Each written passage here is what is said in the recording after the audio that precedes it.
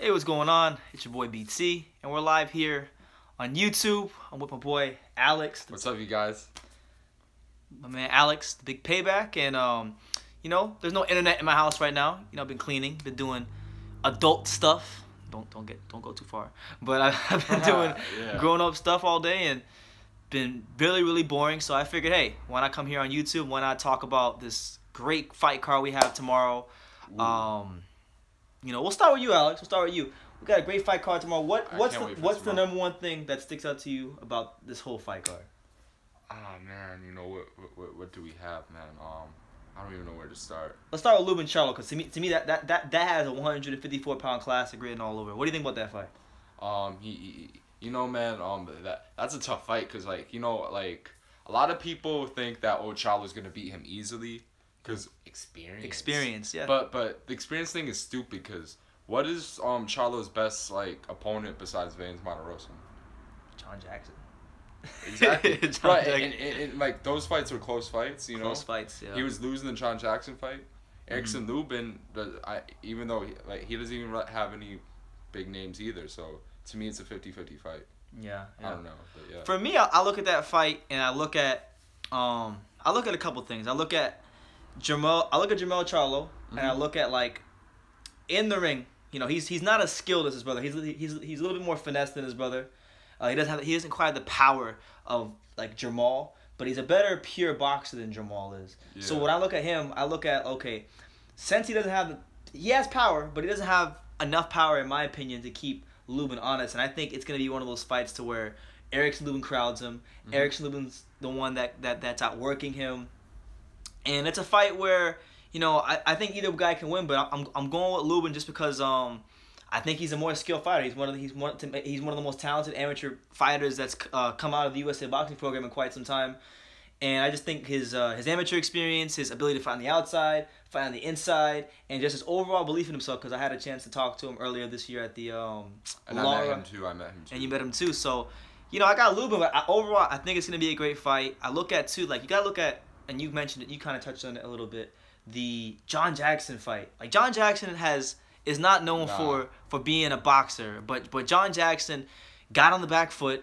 He feinted him, he broke his rhythm, he was landing jabs, he was controlling the fight, and then he had that slip up where he kind of turned his back and he got really hurt. But aside from that, he was winning the fight, and you can use that blueprint if you're Lubin, and you can implement the skills that you have, the inside fighting, the power, the overall boxing skill set of Erickson Lubin is much better than a John Jackson. So if you're gonna look at way to win this fight, you can look at that fight and take some things from it. But aside from that, that's gonna be, to me, that's the highlight of the whole card.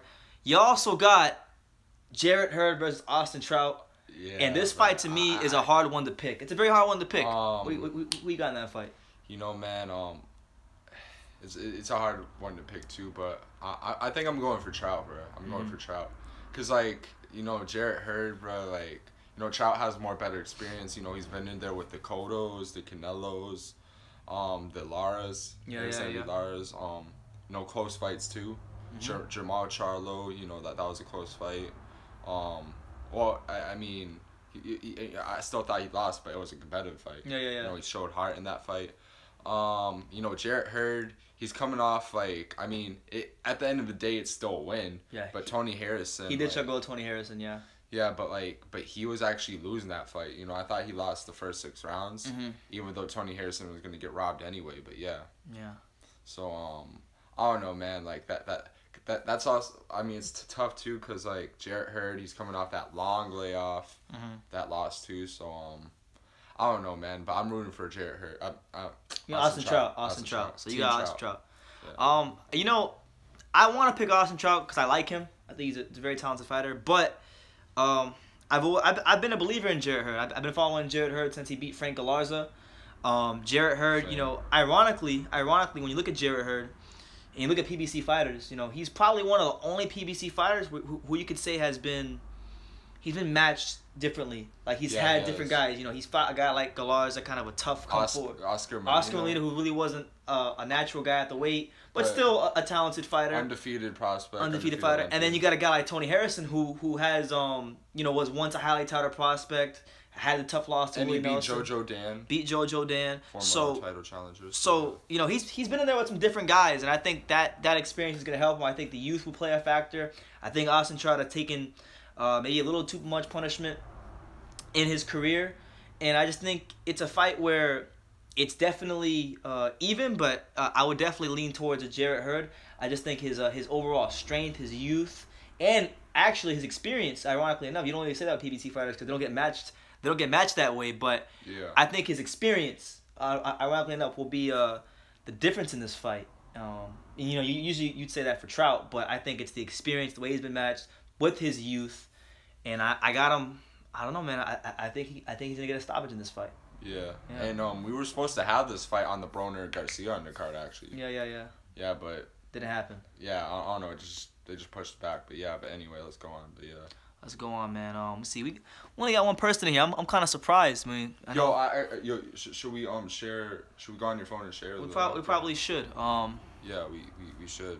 But yeah, man. I mean, for the one person that's in here, could you comment? Yeah. And if anybody else is here, comment. You know, let me know.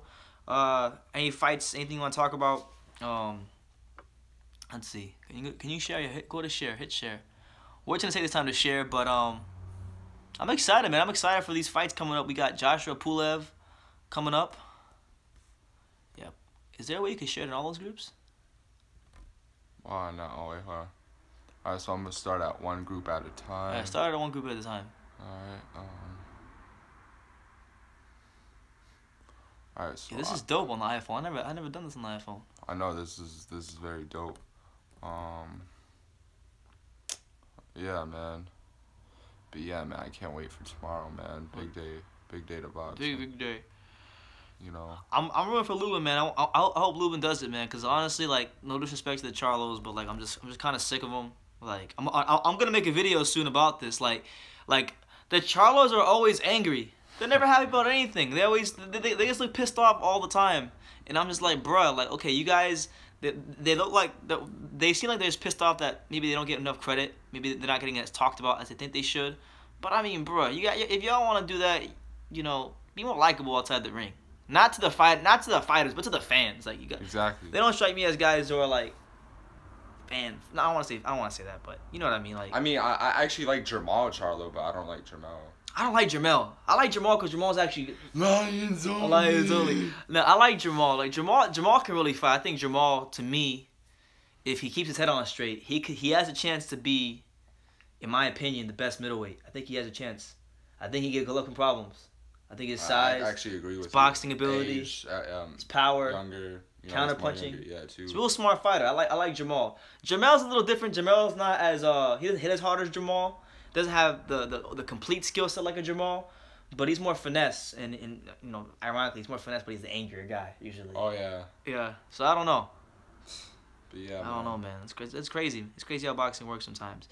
Bro, should we even talk about Erickson Lubin? You know, let's talk about Lara, man. Let's talk about Lara. Bro, it sucks, bro. I feel bad for bro. Okay, so bro, before we talk about that fight, bro, I feel bad for Lara because he's actually the main event. But nobody cares about it, bro. They only care about the two. Like, bro, I like Lara. You know, shout out to Lara. He's the only fighter. Like, if I go look to my left, I look at my wall of credentials, which is not a lot, but it's something. He's the only fighter that I had a chance to cover multiple fights of. So, you know, I do like Lara. I respect Lara. But, you know, with Lara, he's really not done anything in quite some time. He's been fighting welterweights, and he hasn't defended, made a mandatory defense of that title. Nah, he has. Well, I mean, the thing is though, like he's ducking Demetrius Andrade. Yeah. He's ducking Demetrius Andrade. He did duck Demetrius Andrade, but like if you're the super champion, we got a comment, but Tower Tizal says Lubin all day to win. Just one. Lubin all day. Needs to win, cut the ring off, and force Charlo into a scrap. Absolutely. I think if they get into a firefight, there's like no way I see Charlo winning that fight against Lubin. You know. Hold on, bro. This is ridiculous. This is ridiculous. I got it. There you go. Fine. Yeah, I don't think there's any way he'll beat Lubin in like a firefight or a dogfight or anything of that nature. I think he's gonna have to make it a boxing match, and even that might not work out for him because Lubin has good outside boxing skills. So it'll be interesting to see how he attacks this fight, how he approaches this fight. I'm actually very interested to see that from Jermell Charlo. What were you saying? Yeah, no, because like I actually heard that usually the super champion doesn't have to make no mandatory defense or whatever. Yeah, it's the regular champion. BS sanctioning body rules. But the WBA is trying to make the super champions fight the regular champions, and it was messed up that Lara just ducked him like that, bro. Yeah, a lot of these guys. You know what? I know we got the 154 pounder fighting tomorrow. So if you guys want to talk about that, you can drop a comment down below. All 0 of you who are currently in here, you can go drop a comment if you want. But what I wanted to say was this, and I want to take this time out because I get kind of pissed sometimes because you know there's a lot of talented fighters in boxing. Some guys that don't get the promotion they deserve. Some guys that don't get the credit they deserve. And like, look, I love Demetrius Andrade. I think he's a tremendous fighter. I think he's great for the sport. And I want to take this time to just call out all you 154 pounders that constantly duck this dude. And I'm sick of these boxing promoters that don't promote Demetrius Andrade. You know, he's going to 160. You know, shout out to him. I think he should have did it a little bit earlier. But he's done it anyway, and I hope he can get his fights.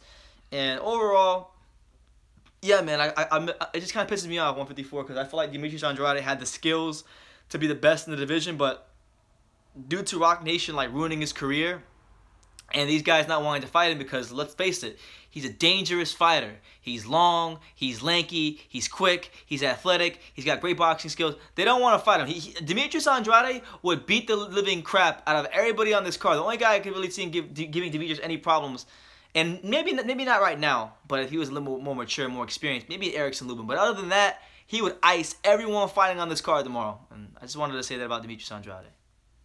Yeah. Yeah. Should we talk about the Abner Mares? You can talk about it. Talk about it. Abner, who's he fighting again?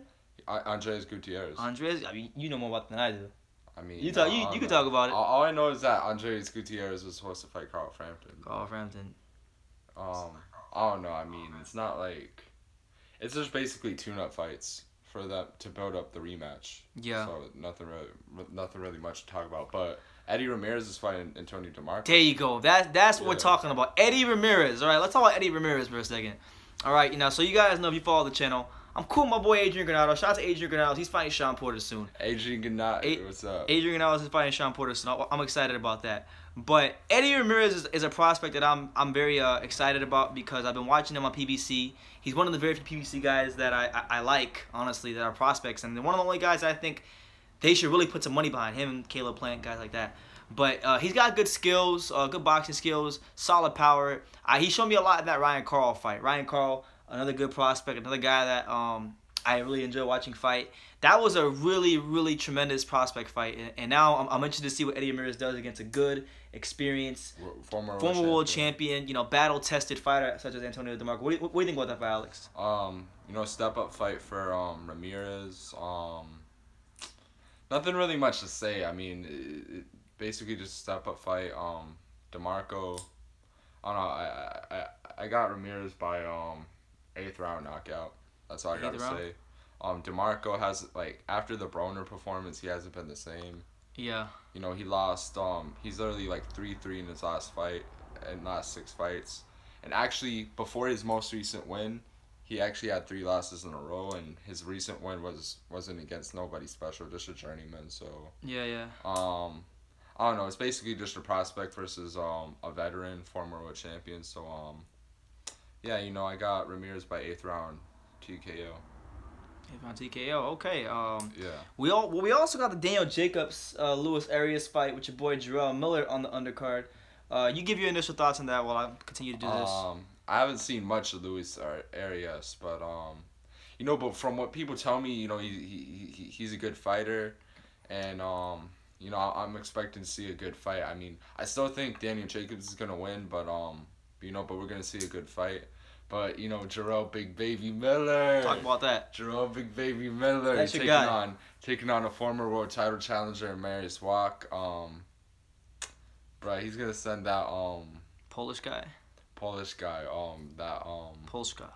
that push guy, that Archer Spoke guy. I don't know whatever his name is, man. All these Polish dudes, man, they have that sh in their name. I'm joking, no, they don't. Nah, but shout out to Poland, by the way. You don't want to offend all zero Polish viewers. I know. I'm joking. Ukraine all day, but yeah, man. Marius Watch. I mean, you know, it's a good step up fight for Jermell Big Baby Miller.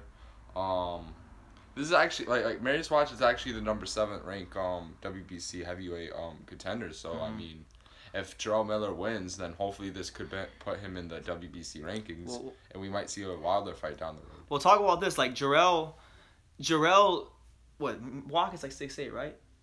6'8". He's tall. Yeah, he's a big dude. So talk about like how do you think Jermell's gonna respond to like fighting a guy who's not only taller than him, because Jermell Washington was taller than him, but a guy who's massively like we're talking 4, 5, 6 inches taller than Jermell Miller.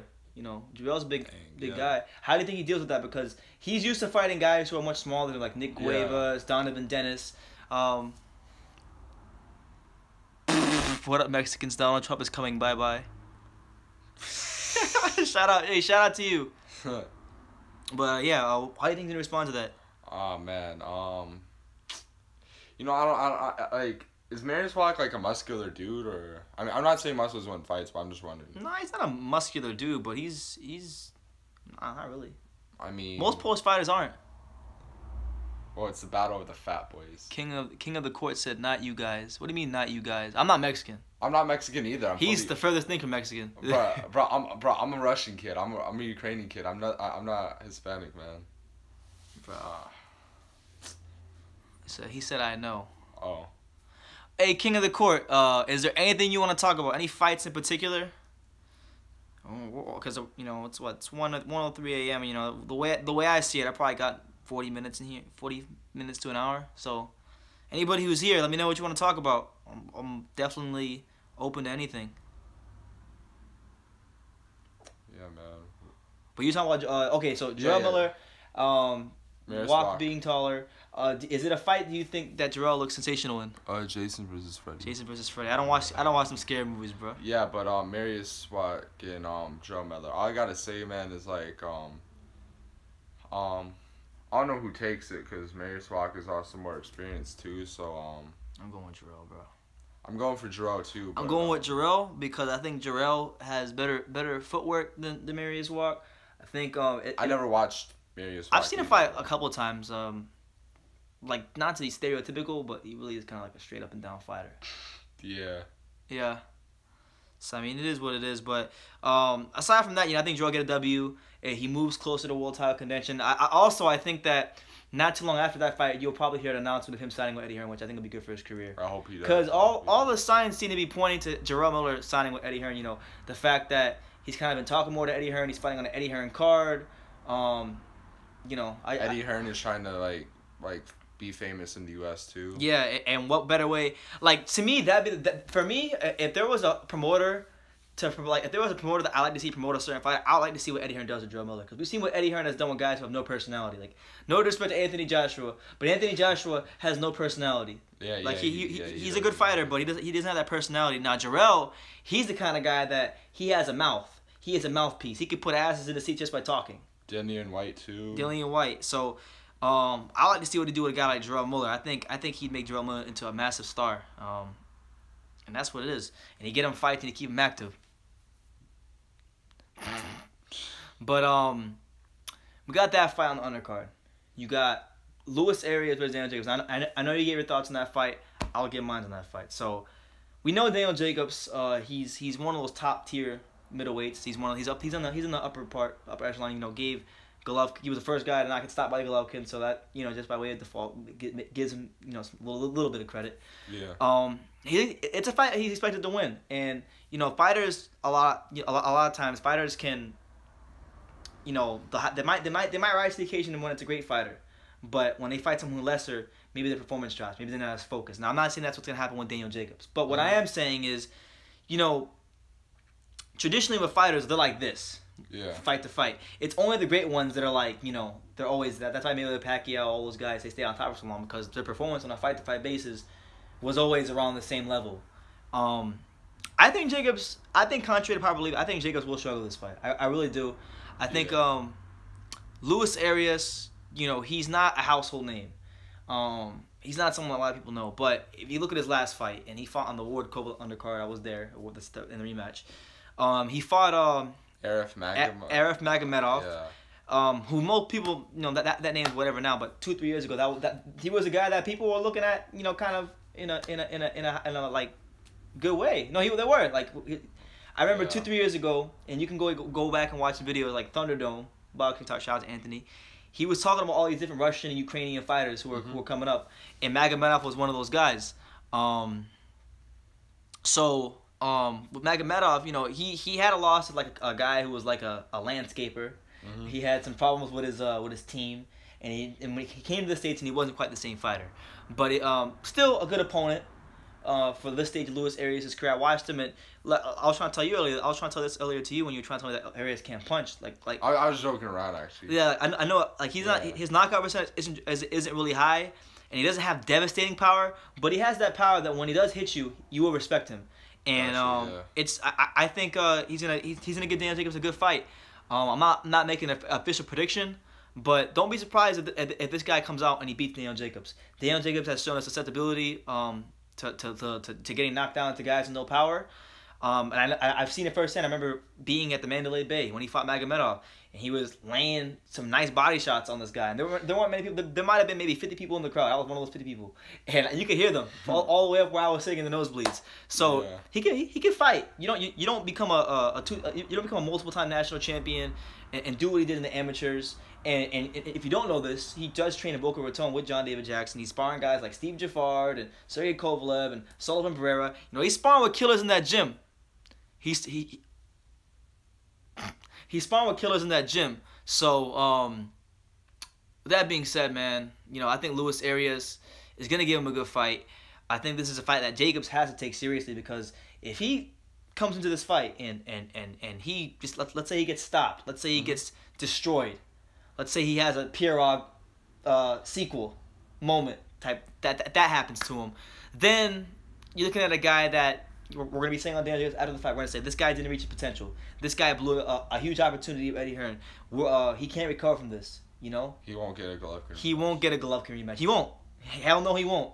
He won't get a Golovkin rematch. So it's a fight he can ill afford to lose. But I'm telling you guys, this is going to be a good fight. I think it's going to be good. If he does beat Arias like everybody says he's going to, which I don't think he's going to, but if he does, I think he's gonna struggle.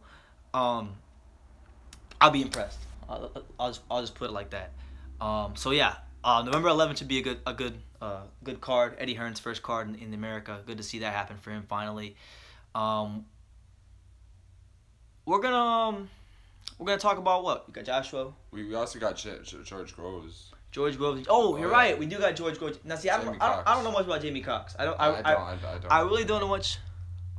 Oh, I'm trying to see this comment. Where do you go to see these comments, bro? No. How the hell do you see these comments on this thing? Wait, hold on.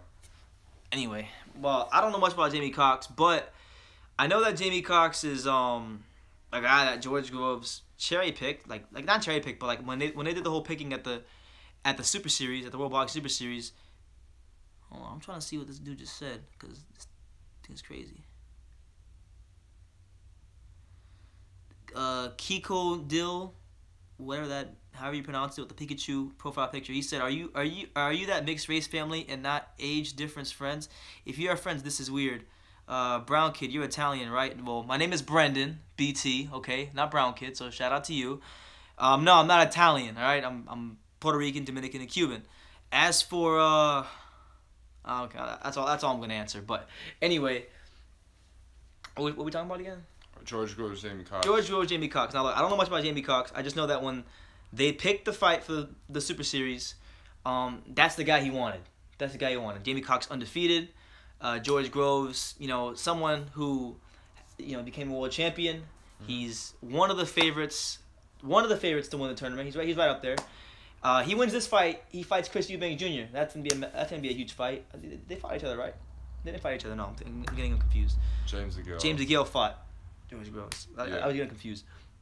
But it's a fight he can't lose. it's a fight where, you know, honestly, I can't. I'm not gonna stand act like I know much about Jamie Clark, but I am looking forward to it. I'm looking forward to seeing what George Groves does, because, you know, he was a guy that when he fought Froch, you know, he had some success. He was up on the cards in both those fights, and Froch got the W with that power. So I'm looking forward to seeing what happens. And that's that. What fights you got? Do you guys play 2K? Not anymore. I used to play 2K. I used to play 2K a lot back in the day. I don't as much as I used to. Like maybe like when I was like in high school, I played 2K a lot. I used to play 2K11. You know, that was when I was really playing 2K with Michael Jordan on the cover. But nah, not like I used to. But yeah, we got Joshua. That Joshua fight. Joshua Pulev. Now this fight, I don't want. To be honest, I'm not gonna say it's interesting, because to me it's not interesting. It's not an interesting fight to me. I think Pulev is a good, solid top 10 heavyweight with good amateur experience, but it's not interesting to me because I just think Joshua's gonna spark him out of there. I really do. I really do. Pulev is a smart fighter. You know, has good amateur experience, but I just don't see how it's gonna be a competitive fight. Now, you never want to write anybody off, but with Joshua, to me, it's just one of those things where, like, at this point, you just want to see him fight Deontay Wilder. Hey, look, that's all I gotta say. You know, whatever it takes to see us get us to the Wilder fight. That's all I gotta say. That's all you gotta say. But we might not see the Wilder fight until summer, because, you know, Luis Ortiz might still remain as his mandatory. Yeah. Yeah, like, he's still in the rankings. So it still might be pushed back. Well, you know, let me ask you. What do you think about the Luis Ortiz Deontay Wilder situation? I gave my thoughts on that. Man, so you know, man, like, the WBC, man, like, you know, I'm starting to, like, believe in this conspiracy. Like, I'm not blaming Wilder, but I am, like, the WBC, man, like, they're just world boxing crooks. Like, you know, to me, like, this is the third time they did this to actually the second time, because Warzuk wasn't the mandatory challenger, but this is the second time. They're not mandatory challengers, but whenever, like, Wilder fights someone, you know, who's very good, they always, like, make up some stupid, like drug, like, drug, like, for example, like, they cancel, like, say if he's gonna fight Joshua, they're gonna cancel it because he has caffeine in the system. Yeah. He drank Dr. Pepper. He drank Dr. Pepper. Fight canceled. Yeah. But nah, it's my channel, but Alex comes on. You know, he's a friend of mine, big boxing fan. So I bring him on here. We always watch the fights together. But it's my channel. Yeah. Yeah, but about the Wilder and Ortiz situation, another reason why I think the WBC is protecting him too is because, like, the rankings. Look at the rankings. It's mostly filled with guys who either come out off of losses or guys he already beat already, and or guys who are not like really all that skilled at all. So I mean, the only guys I can really think of really are Dominic Breazeau and Dillian White. Yeah. You know, and they were supposed to fight each other, but Eddie Hearn. I heard Eddie Hearn didn't give him a good offer, but... What? Mr. Allin said LOL. I don't know what he's... What are you LOLing at, Mr. Allin? I want to know. Type it down below. But as for Joshua Wilder, the Wilder situation, I don't know, man. My issue really isn't with the Ortiz thing. Like, I still think the fight's gonna happen. So I think this is all just smoke and mirrors. But my real issue, I made a video about it already. My issue is the Stavern thing. That's really what my issue is. Because if you go look at the WBC rules, you guys can go look at it yourself.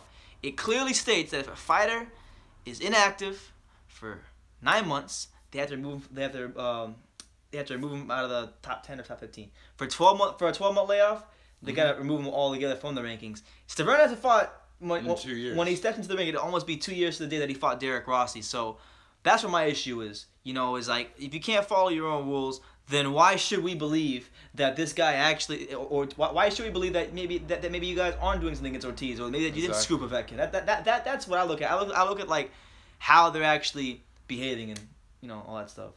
Yeah, and I noticed like you said 9 months, right? Mm-hmm. It actually didn't take them until like 9 months until after Stavern fought Rossi to like making the Povetkin fight happen. Yeah. But then, you know, that fight ended up getting canceled, so that fight is like a ghost fight now. Yeah. Lost fight. So but yeah, then that's how Stavern randomly became mandatory. Mm-hmm. How is he number 2 anyway, man? Like, dang. You know, I like Stavern. You know, we both met Stavern. We've seen him train. He's cool. He's a good guy. So we're not. This is not us hating on Stavern. It's just more of like, we want to see what's right happen in boxing, and it's not happening. So that's that. Lucas Gabriando, he said Charlo wins. No, Charlo. If you're referring to Jermell Charlo fighting later on today against Lubin, no, he's not winning. I got Lubin winning that fight. A lot of people are picking Charlo because of his experience, and I'm trying to say, like, look, he's a good fighter. He's got experience. I know that Lubin hasn't necessarily been in there with the best opposition yet, but he doesn't have. And I don't want to jinx him, but he doesn't have that type of power that I feel like Lubin is going to have to respect for 12 rounds. Maybe for a couple rounds, yes. But Lubin, to me, has enough outside boxing skills to outbox him.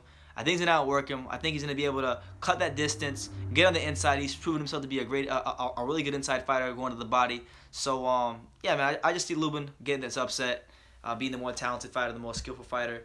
And, you gotta look at those. You gotta look at that fight against John Jackson. Okay, well, you gotta look at the fight against John Jackson, a guy who really isn't known for his boxing skills, gets in the back foot, has success for the majority of that fight, and makes one costly mistake, like it's happened many times in boxing, and he pays for it. So you gotta give Charlo some credit, but still, a guy who was not known for being a tremendously good boxer off of his back foot was outboxing Charlo. So you gotta look at that. That's what it is, man. Yeah. Lomachenko versus Rigondeaux. Lomachenko versus, oh god. So look, all right. So if you guys remember on the channel when I was just frustrated with Guillermo Rigondeaux and people and his fans, it was really his fans like anything else with all these other fighters. Man, his fans are. I went off on that fight. I was basically saying like that fight. I don't care if it happens. It's not even a good business. It's not even business wise. It makes zero sense. I was saying things. I was saying these things. Oh, yeah. The videos are still up. I was wrong, right? Hands up, I was wrong. The fight sold out. People are excited for it. I said it was a bad business decision. It made no business sense, but it sells out, of course. But the fight's happening, and credit to Lomachenko for taking the fight.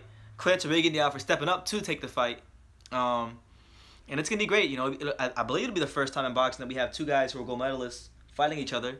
And two-time gold medalists fighting each other. So, you want to give your take on the fight? Honestly, man, like, I wish the fight happened at 126, bro, because if Lomachenko wins, they're not going to give him credit. Yeah. They'll be like, oh, he beat an inactive old guy coming up, like, 2 weight classes. Or if he loses, they'll be like, oh, my gosh, he got exposed by a smaller guy who's inactive. So, they're just not going to give him credit either way, so. Yeah.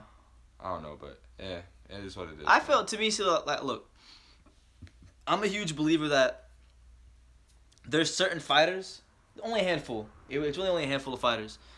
There's certain fighters that, if they are to jump up 2 weight classes or a weight class, they have enough skills to overcome whatever they lack in size. I think Rigondeaux qualifies to me as one of those very rare fighters. So to me, I'm not looking at I'm not looking at it that way. I'm looking at it as, okay, Lomachenko's a great fighter.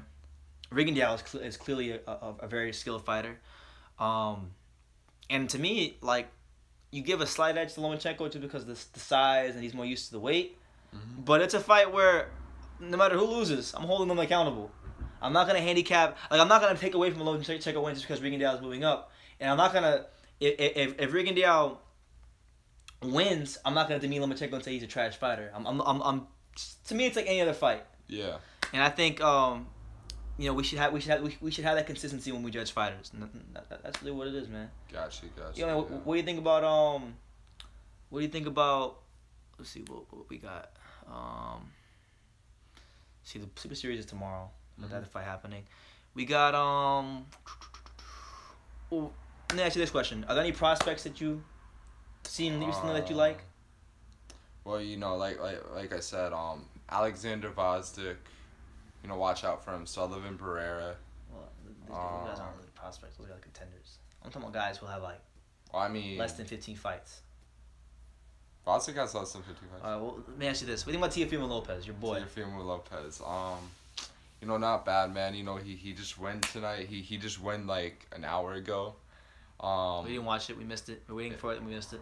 Yeah, I know. Right now he's like 7-0 or 6-0 or something like that with 6 or 5 knockouts. So Teofimo Lopez, man, he's gonna represent Broward County, Davie, Florida. Davie, Florida. Shout out to Teofimo Lopez, man, doing the damn thing.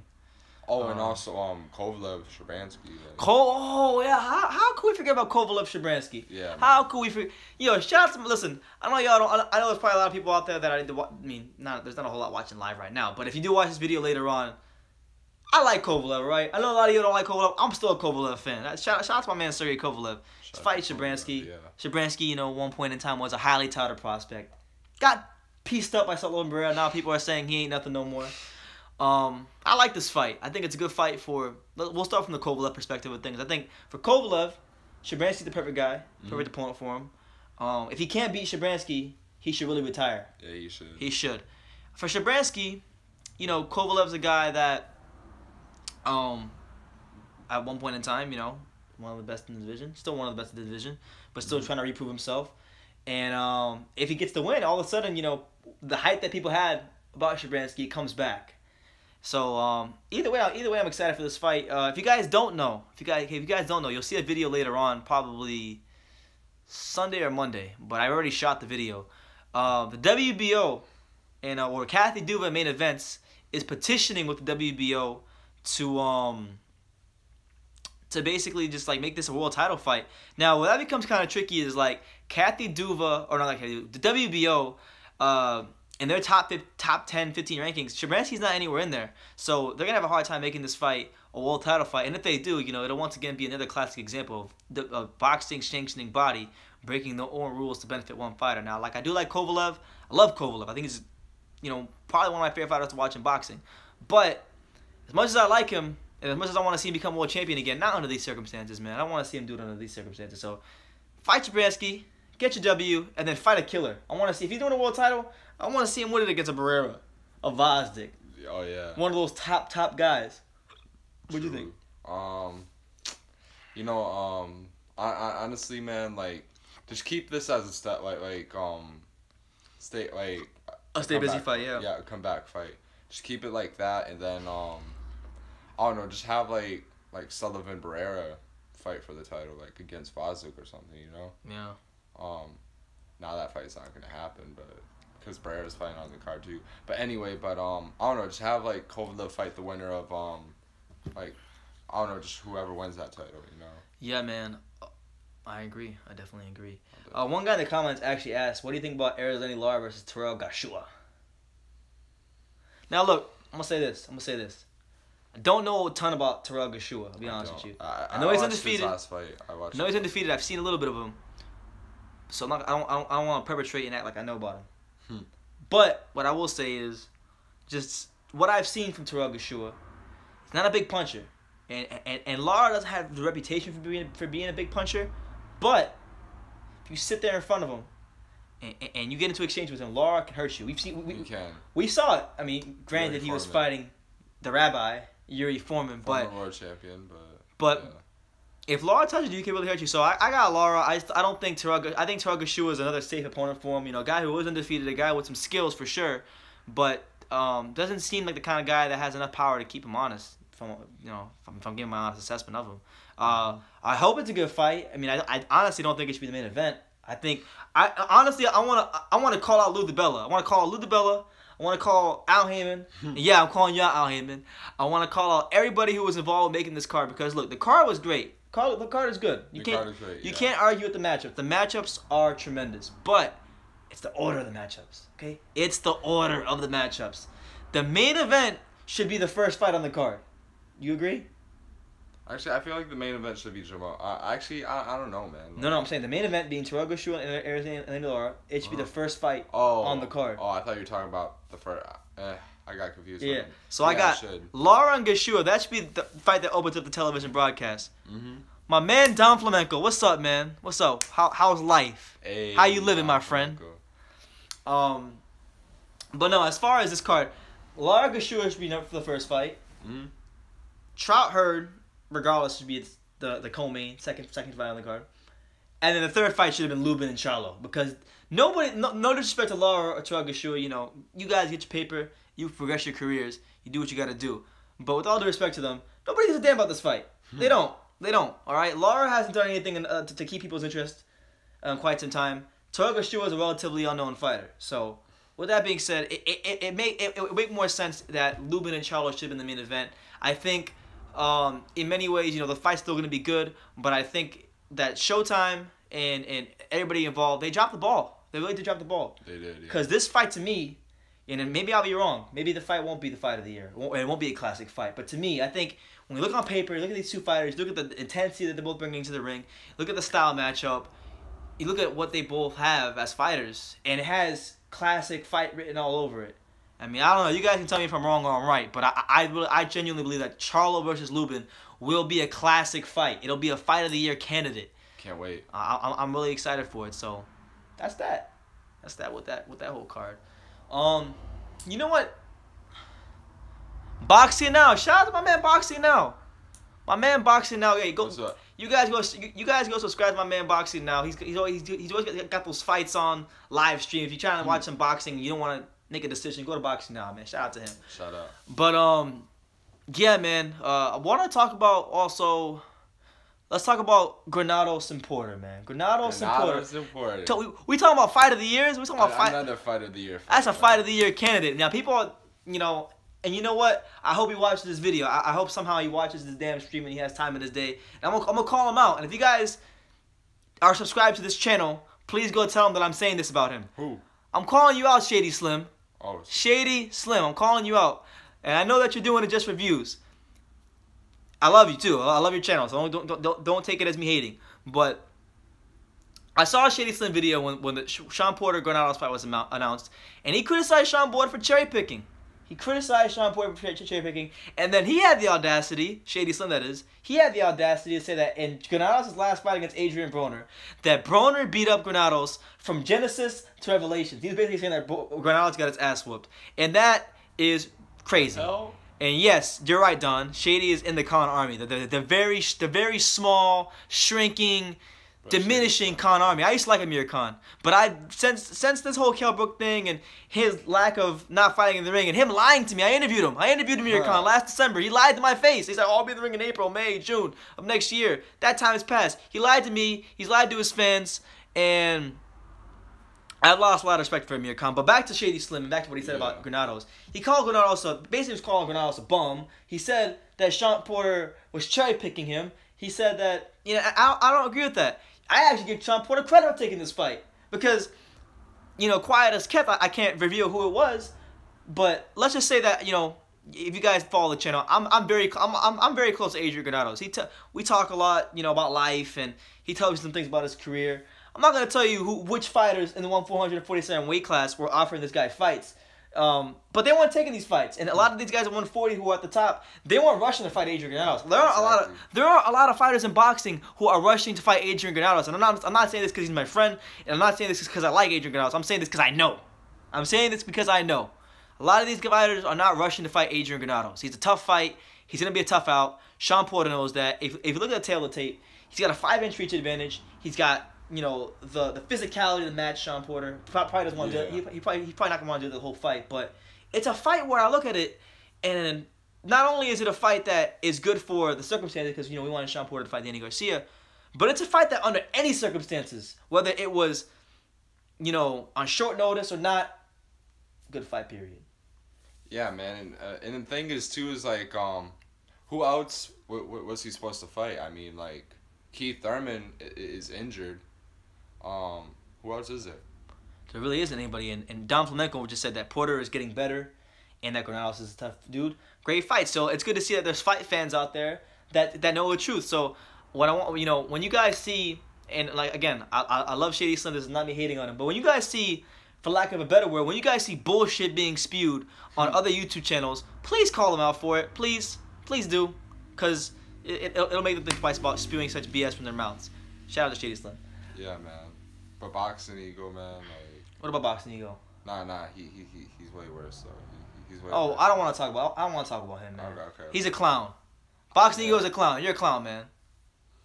But, that's what it is, man. What we talking about? Porter. What are the fights on that card? Oh yeah, Sergey Lipinets is fighting. Who's he fighting? The IBF #2 ranked guy. Don Flamenco says that Boxing Ego blocked him.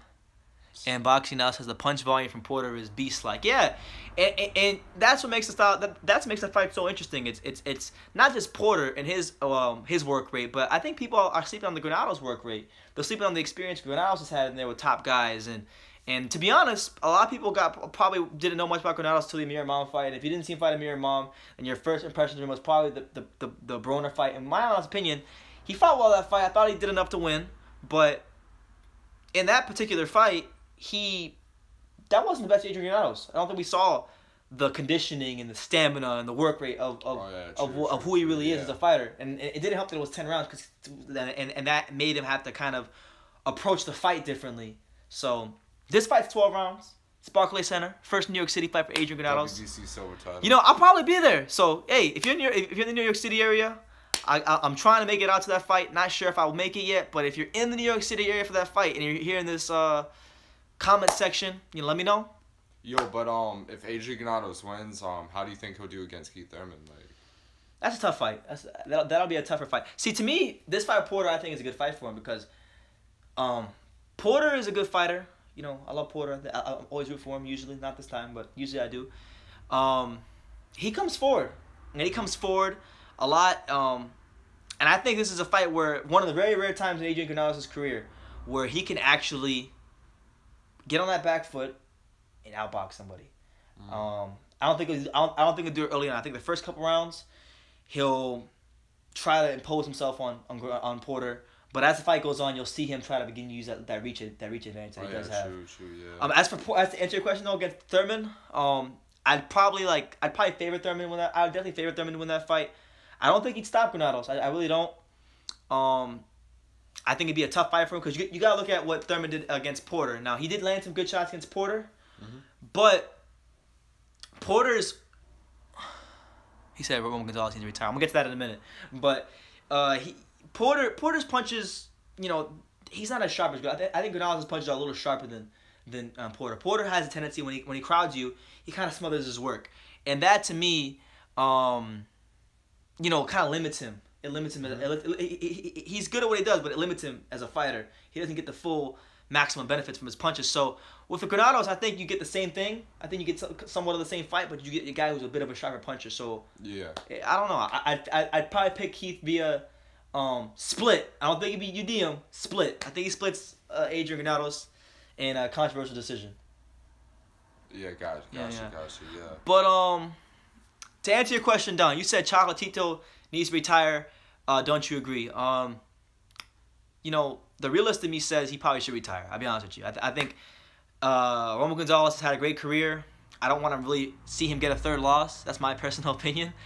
But if Roman Gonzalez, in his heart of hearts, genuinely believes that he can still be a world-class fighter, which I think somewhere in there still is a world-class fighter, I'm all for it. I want to see the KO 5 fight. If you can get a world title in that fight, and go into another big fight, why not? For me, I want to see no more than 3 fights of Roman Gonzalez. I want to see KO 5, a tune-up, and then a big fight. And no matter what happens in that last big fight, that's it. I think he's had a great career, and there's no, you don't have to jeopardize it anymore. Yeah. So that's what it is there. Don Flamenco then responds by saying, "Do you think you should go down in weight?" No, I think I should go down in weight. Nah, I don't weigh that much to begin with. But if you're asking Roman Gonzalez, it makes sense. It can make sense. 112 is a division where it's not as strong as 115. It's a division where he's more accustomed to. But see, my thing is with Roman Gonzalez, he'd have a hard time going down to 112 because of the fact that in between his fights, he seems to put on a lot of weight. Maybe he could do a better job taking care of himself in between his fights. So I think he's kind of stuck where he's at. Yeah. What do you think? What do you think? Do you think Roman should retire? You think so? Yeah. To be honest, I feel like he should just fight. Later, guys. Great stuff. Keep the glory. All right, man. Shout out. Thank you, Boxing Now. Shout out to you, man. But yeah. I feel like he should just fight Khaled Yefe and then just retire. I don't know. That's just my opinion. Bro. Yeah, man. Let me see. Yeah. Yeah. I don't know though, because he did have different trainers in his last 2 fights. He's gonna have a third one. Yeah, for the Trinidad. They're saying Senior. Trinidad Senior. Oh, I don't know, man. I don't know, man, because like the whole situation too is though, because like flyweights they can age quicker too. Yeah, they do. Throughout history, the flyweights have always aged quicker. Roman Gonzalez, bro, like he's in a tough situation right now. That's all I gotta say. So. Bro, okay. I don't even know. Roman Gonzalez a cherry pick. I want to see Roman Gonzalez fight a guy who's like 5. He deserves a cherry pick. He deserves a cherry pick probably more than anybody in boxing. Roman Gonzalez should fight a guy who's like 5'99". All right, 5'99". See, Don Flamenco says he eats too much in between fights. You're right, he does eat way too much. Ray Valero says Chocolatito should fight Donnie Nietes. What do you think? Donnie Nietes, Roman Gonzalez, 112 flyweight. Wait, I thought Donnie. Oh yeah, Donnie Nietes does fight at 112. I mean, I'm with it. I'm with it. I'm with it, but my thing is, it's a good fight on paper. Like on paper, it makes all the sense in the world. But it's the weight. With the weight cut, is it gonna? Cause Roman is ballooned up in weight. He's been fighting. He's been at 115 now. Cause the Crowders fight was last September. So he's been campaigning around 115 for about a year now. So his body's used to the weight. And Donnie Nietes just moved up to 112 too. Yeah. So I don't know. I don't know, man. Actually, is an interesting fight though. I mean, it is interesting. It's something that they should consider. Yeah. Hey, let me ask you this. What's up? Did you see what happened with Mikey Garcia and De La Hoya recently? You hear about that? I heard something about it. What happened? Basically, like, so Oscar De La Hoya offered Mikey Garcia a Miguel Cotto fight at 154, and he was not just the fight itself, but he was along with the big fight at 154 with Cotto. He was also offering Mikey Garcia a multi-million-dollar multi-fight deal to sign with Golden Boy Promotions, and he turned it down. What do you think? He should have gotten that deal. The thing is though, like, and a lot of people are saying he ducked Miguel Cotto, which is kind of bro, that's stupid as hell, bro. Because like 1, 2, 3, 3 weight classes apart. Yeah. The 3 weight class, well, 2 if you want to count, that Broner win at 140. Yeah. But like, bro, like Miguel Cotto fights at 150. Hey, this dude Lucas just subscribed. Shout out to you, Lucas, man. Shout out to you. Shout out.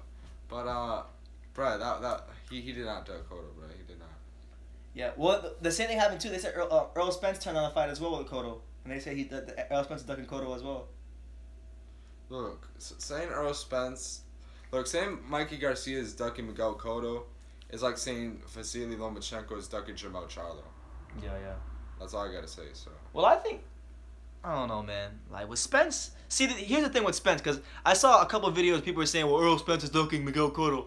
Well, the thing with Spence is that fight could have happened even if Spence said yes, because Spence is an Al Heyman fighter, Cotto's with HBO, and he's with Golden Boy. Yeah. So that they automatically can't fight because of that. Cotto's at that point in his career. I mean, you seen the last 2. He fought Kama Guy's last fight, and before that he fought who? Canelo. Oh, Canelo. Okay, so not Canelo, but like Kama Guy. He was supposed to. But he was supposed to fight Kirkland, safe opponent, and then he fought Kama Guy, safe opponent. Kirkland. So he's in that stage of his career where he's had a great career, and he's proven what he's had to prove, but he's trying to fight safe opponents. Now he's fighting Saddam Ali, another safe opponent. So he's not gonna fight Earl Spence, a guy who is a big 147 pounder, a strong 154 pounder, and he's in his prime. Yeah. Dangerous fighter. They gonna fight him right now. Bro, James Kirkland, bro, that fight was a joke, bro. You want to know the funniest thing to ever happen in boxing? What? That fight being announced. I mean, they had the press conference and everything too. Bro, because like they had that fight on pay-per-view, bro. Like, hold on. Oh my bad. Ray Valero said, "Are you guys watching Cox versus Groves? Jamie Cox versus George Groves." I'm gonna try to watch it. We gotta find a stream. What time is it on tomorrow? It should be like around 5. 5. I should be home in time to watch that. So if I am home in time to watch that, I might go live for that. We should go live for that if possible. If I don't go live for that fight, expect to see me live for the Lubin. I'm gonna do a live stream like I used to do all the time. I'll be doing a live stream for the Lubin Charlo fight. But expect a post-fight review video for that fight. So I will be watching that fight for sure to answer your question. And to answer Don Flamenco's question, he said Crawford versus Spence. Who you got? They fight 147. Who you got? Damn. That's a tough one, right? Damn. Damn. I can't think, bro. I'm going Earl Spence, bro. I mean, yeah. I love Crawford, bro. Look, I love Crawford, but I don't know, man. As much as I love Crawford, I still have questions about him. Like, I think he's a tremendous fighter. I think he's a great talent.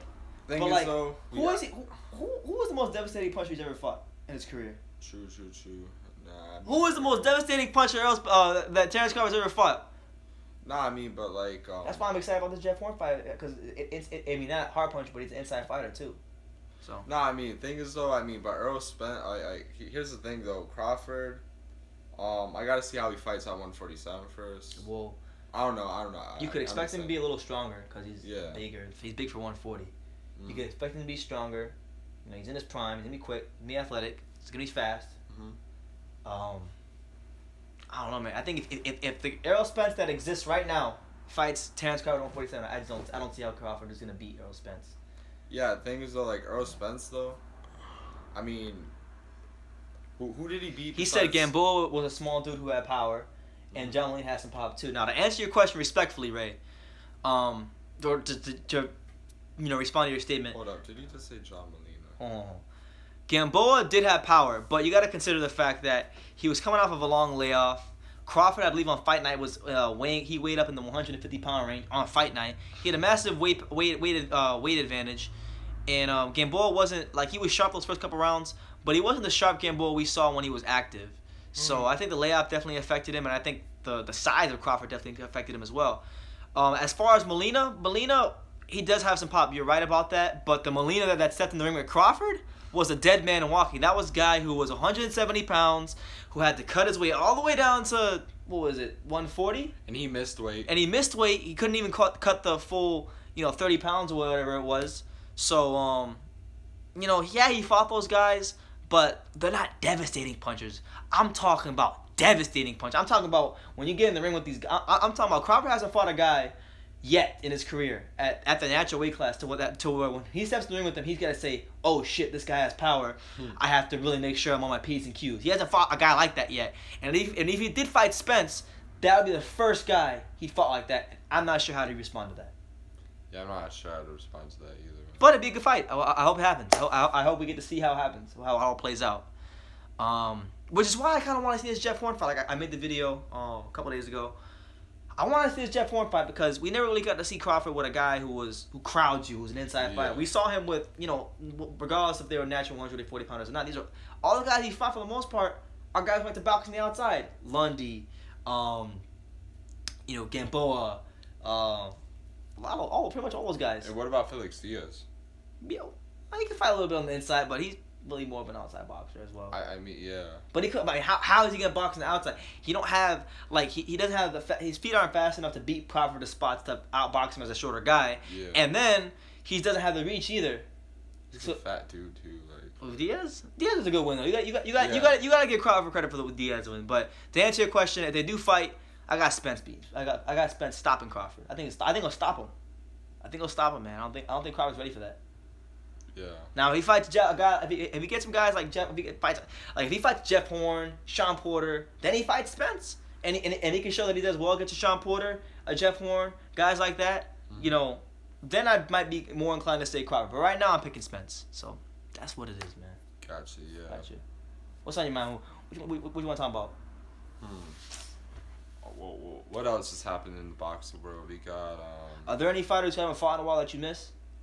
That you like to see in the ring soon? Amir Khan, I missed Amir Khan. Why you miss Amir Khan, bro? I don't know, man. How he acts outside the ring. I don't like him, but. So you made a video a while back about quitting your part-time job to put more time into your channel. How is it going? To answer that question, Don, I guess since you asked the question, I'll answer it very honestly. My life it's October right now. Mm-hmm. My life the last 3 months has been kind of like a roller coaster ride. So what wound up happening was I was mad about some stuff at my job. I got pissed off. I kind of quit, made a hasty decision. Then some time went by. Stuff got really, really bad. Then I kind of swallowed my pride. I went back, got my old job. Then they didn't give me the hours that I once had. So then, I basically told them, hey, I can't do this no more. And now I'm kind of back to what I should have been doing in the first place, which was growing my channel. So to answer your question, how is it going? I think I would say over the last 2 weeks since I've come back to YouTube, it's been going well, man. It's been really going well. People have been, I've been getting a lot of love from people who I didn't even know followed me.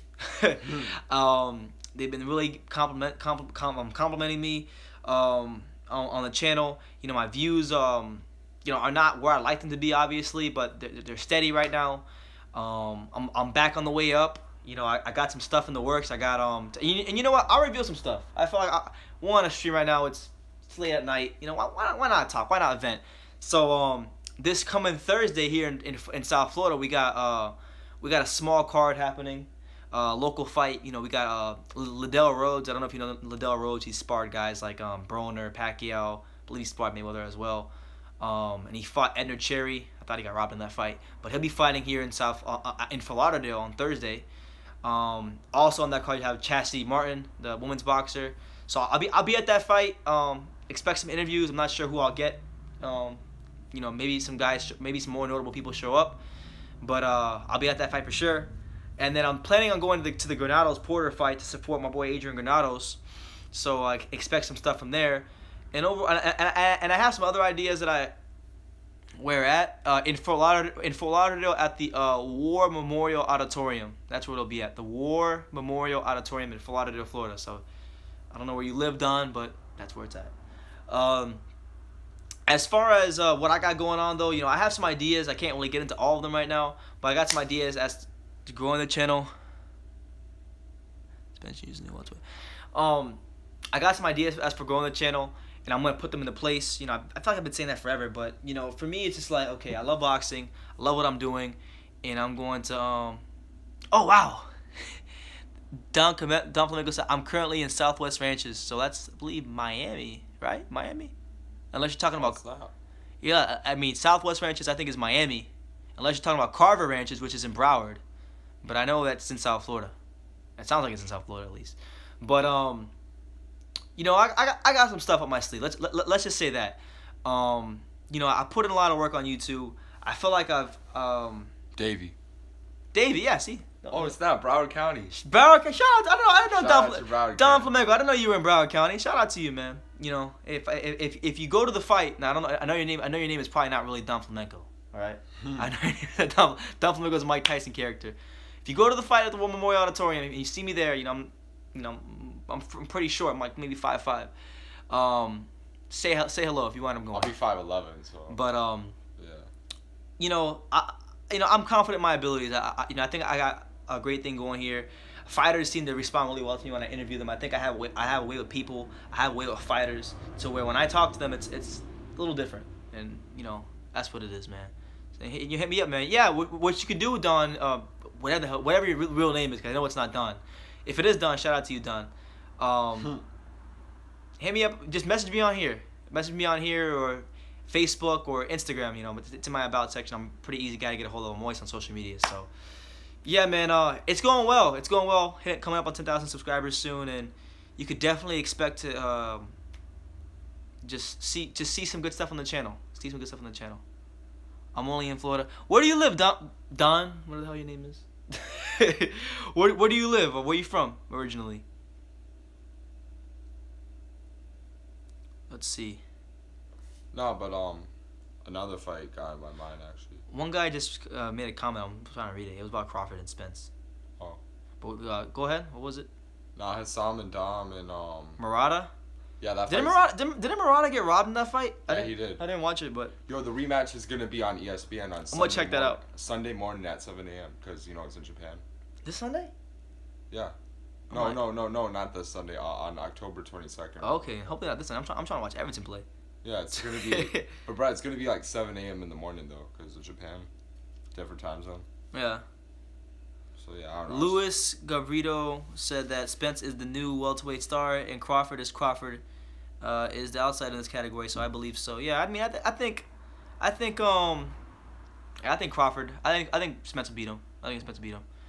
Don Flamenco's from Broward County. Shout out to you. I grew up in Broward County. You know, you follow the channel for a while, so you know, at the end of my videos, I always say you can love me or you can hate me, and I'm just a kid from Dania. I lived in Dania pretty much my whole life. You know, I was born in North Carolina. Shout out to my Panthers. Mm-hmm. I think we moved here when I was like what, 3 or 4, 2 or 3 years old, and yeah, man, you know, been living in Dania, been a Danian pretty much my whole life. So You know, I love it here. Moving to Guadalajara. He's moving to Canelo's neck of the woods. Oh, it's not Mexico. Yeah. But anyway, back to boxing, man. Back to boxing. Ravenous11111 says, any thoughts on Pulev versus Joshua? Yeah, well, we touched a little bit on Pulev versus Joshua earlier. You know, it's a fight where, you know, I'm excited for it. I think anytime we get to see Anthony Joshua go out there, it's good for boxing. It's good for the heavyweight scene. Pulev is a good top 10 guy. I think it'll definitely be a fight where you see Joshua maybe have to we had to see Joshua maybe have to make some adjustments here and there, get some more good experience. But I don't see Pulev beating Joshua. I really don't. I just don't think he has the power to hurt him. I think he has a boxing experience, maybe, you know, get some rounds here and there, but not to beat him or to stop him. So that's what it is. But Sean Newton, shout out to my boy Sean Newton. Yo, Sean Newton. You know, yeah, Sean Newton. Like, look, I'll show you. Oh snap! Yo, you didn't see Sean Newton? Look, boy, the boy Sean Newton, man. Let's see, where is it? Sean Newton. Yeah, he said Sean Newton's a great card. I got the older guys winning. So Sean Newton's picking all the older guys to win. He's got Trout winning. He's got Charlo winning. And he's got Lara winning. Gotcha. Yeah. I got yeah, man, Sean. If you missed earlier what I said, as far as my picks for that card, I got Lubin winning. I think Lubin's gonna pull the upset. I got Hurd, and I got Lara. That's what I got. I got Trout for the upset, and I got Lubin for the upset, and then I got Lara. So yeah. But yeah, man, Sean Newton. Hey, Sean. You know, I know we're gonna talk about boxing, obviously, because that's what the channel's about. But I know you're a Liverpool fan. I'm the Evertonian here. What time is it? What do you think about Liverpool struggling, man? Because I know we're struggling. You guys are struggling. I haven't had a chance to watch Liverpool. I'm a huge fan of Mohamed Salah. Big fan of his.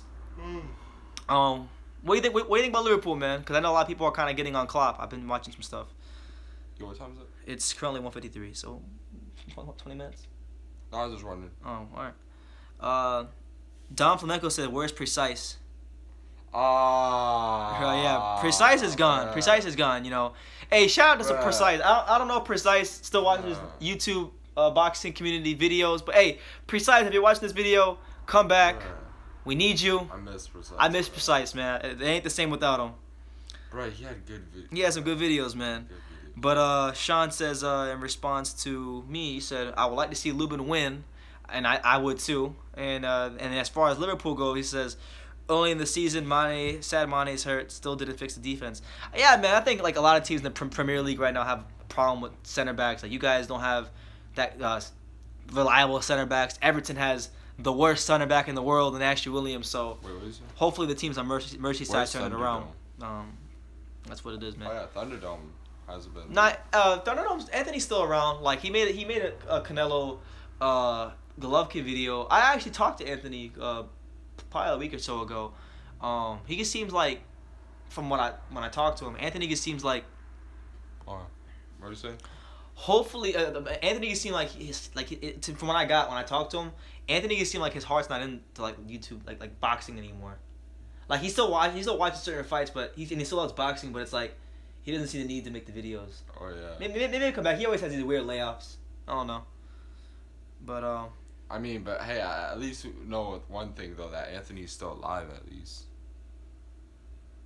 Hay wins. Ravenous things. Do you think Bellew, the Evertonian, beats Hay? Hay wins. Third fight in retirement. Yeah. Everybody says Hay. Everybody's saying Hay is gonna win. I don't think so. I got the Evertonian win. I'm gonna stick my fellow Evertonian. I like Bellew. And you know, David Hay, he hired Ishmael Salas, the boxing trainer. Good Cuban trainer. Trained a lot of tremendous amateurs. Like he trained Felix Savon. I don't know if you know Felix Savon. Felix Savon was a crazy amateur. I know you don't. Destroyed Shannon Briggs, all kinds of fighters.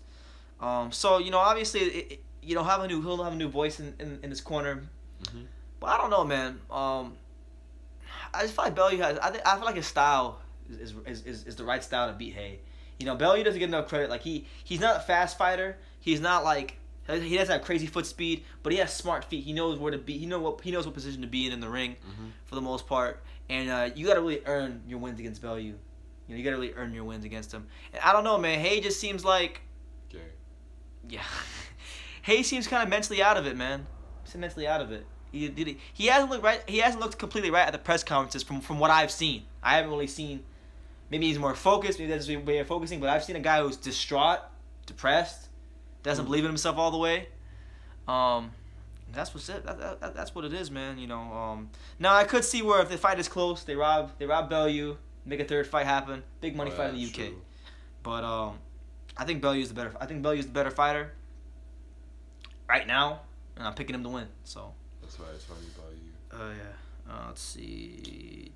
Speaking of Briggs, when can he return? Yeah, man. Shannon, he can't return until I believe what? Next month or December, because he got suspended. What, May? Yeah.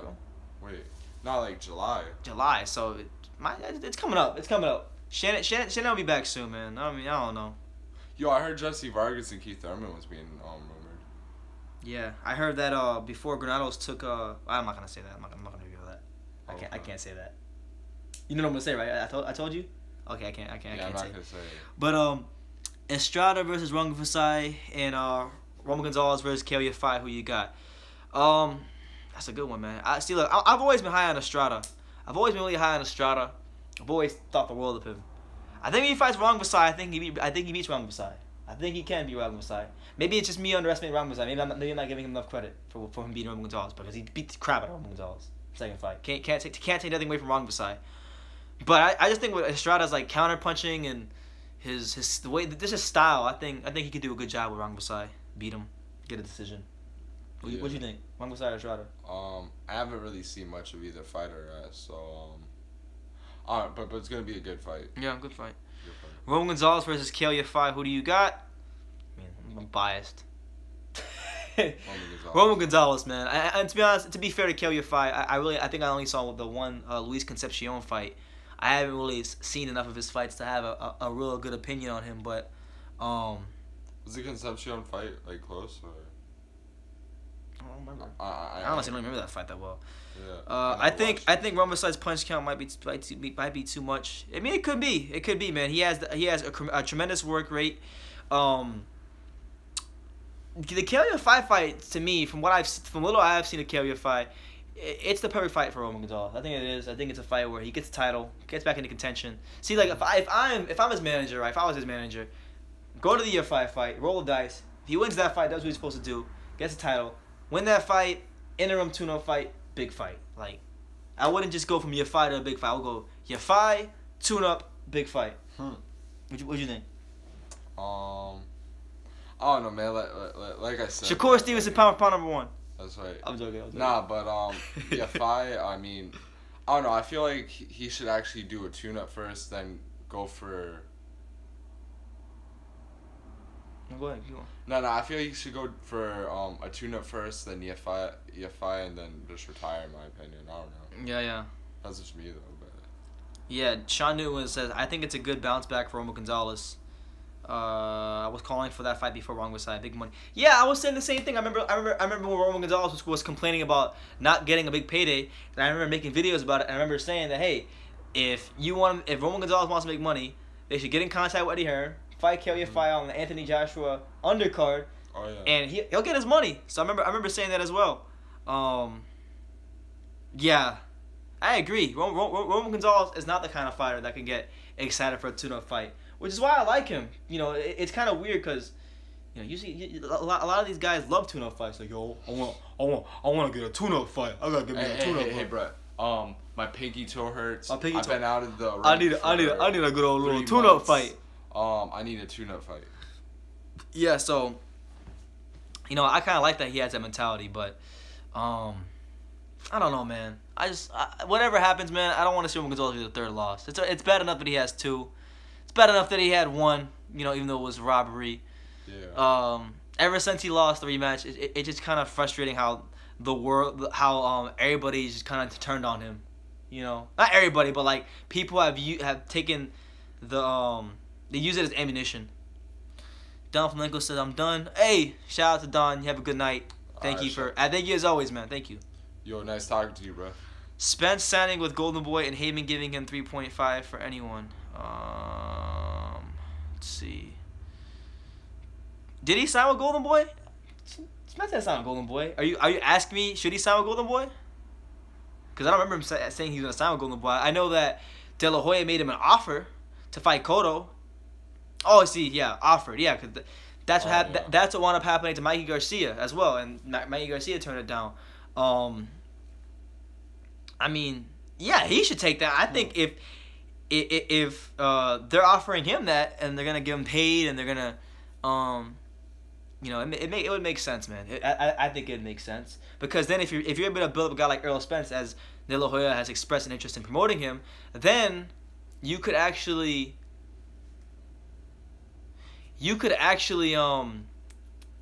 make an in-house fight with Spence and Canelo. Oh, yeah. And all of a sudden, you can put that in Cowboy Stadium. You know, Spencer's from Dallas. Canelo's already fought at Cowboy Stadium. You make money out the ass. Make money out the ass. If that fight happens, but I'm going for Spence, bro. Hell yeah, I'm going for Spence too. To hell with Canelo.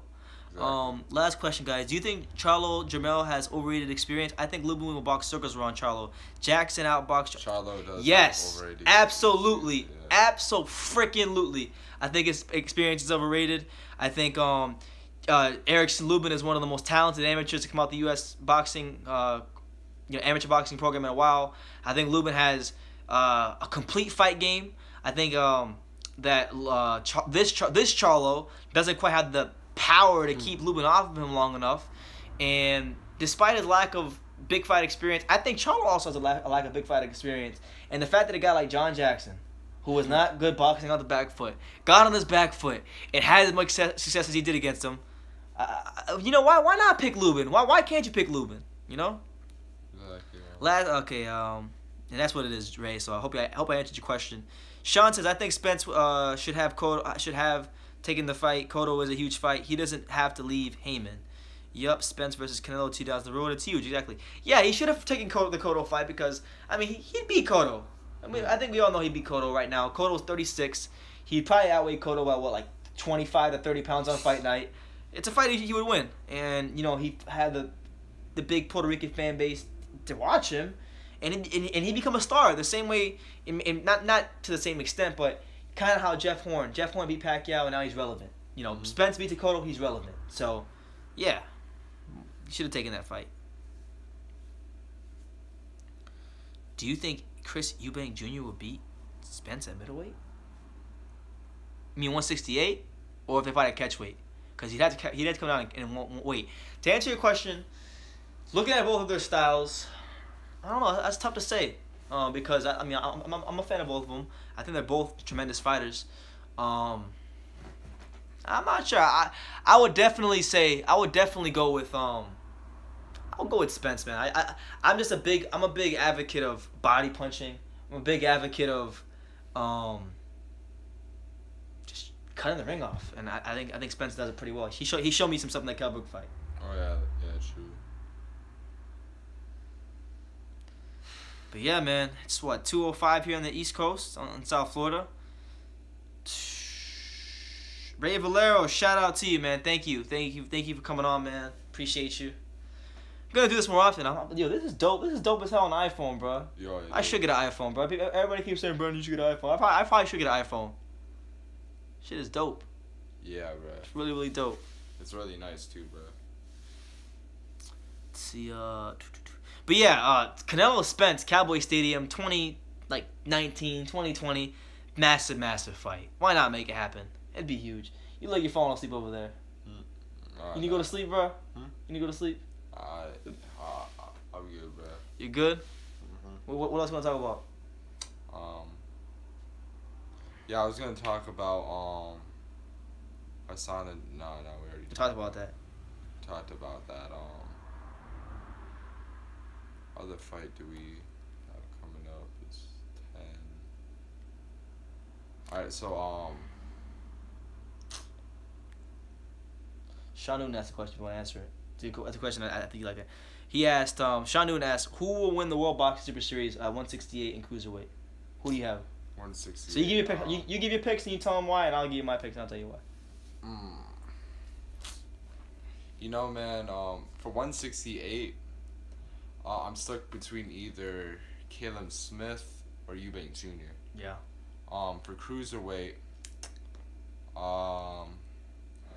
you know, man, you know, it's hard to pick because you know we got guys with you know, a lot of different styles, a lot of like, you know, it's crazy. So I don't know, man, but like thing is though, I feel like Usyk will take the cruiserweight tournament. You know, more amateur experience. You know, he's a gold medalist in the Olympics. Yeah, yeah.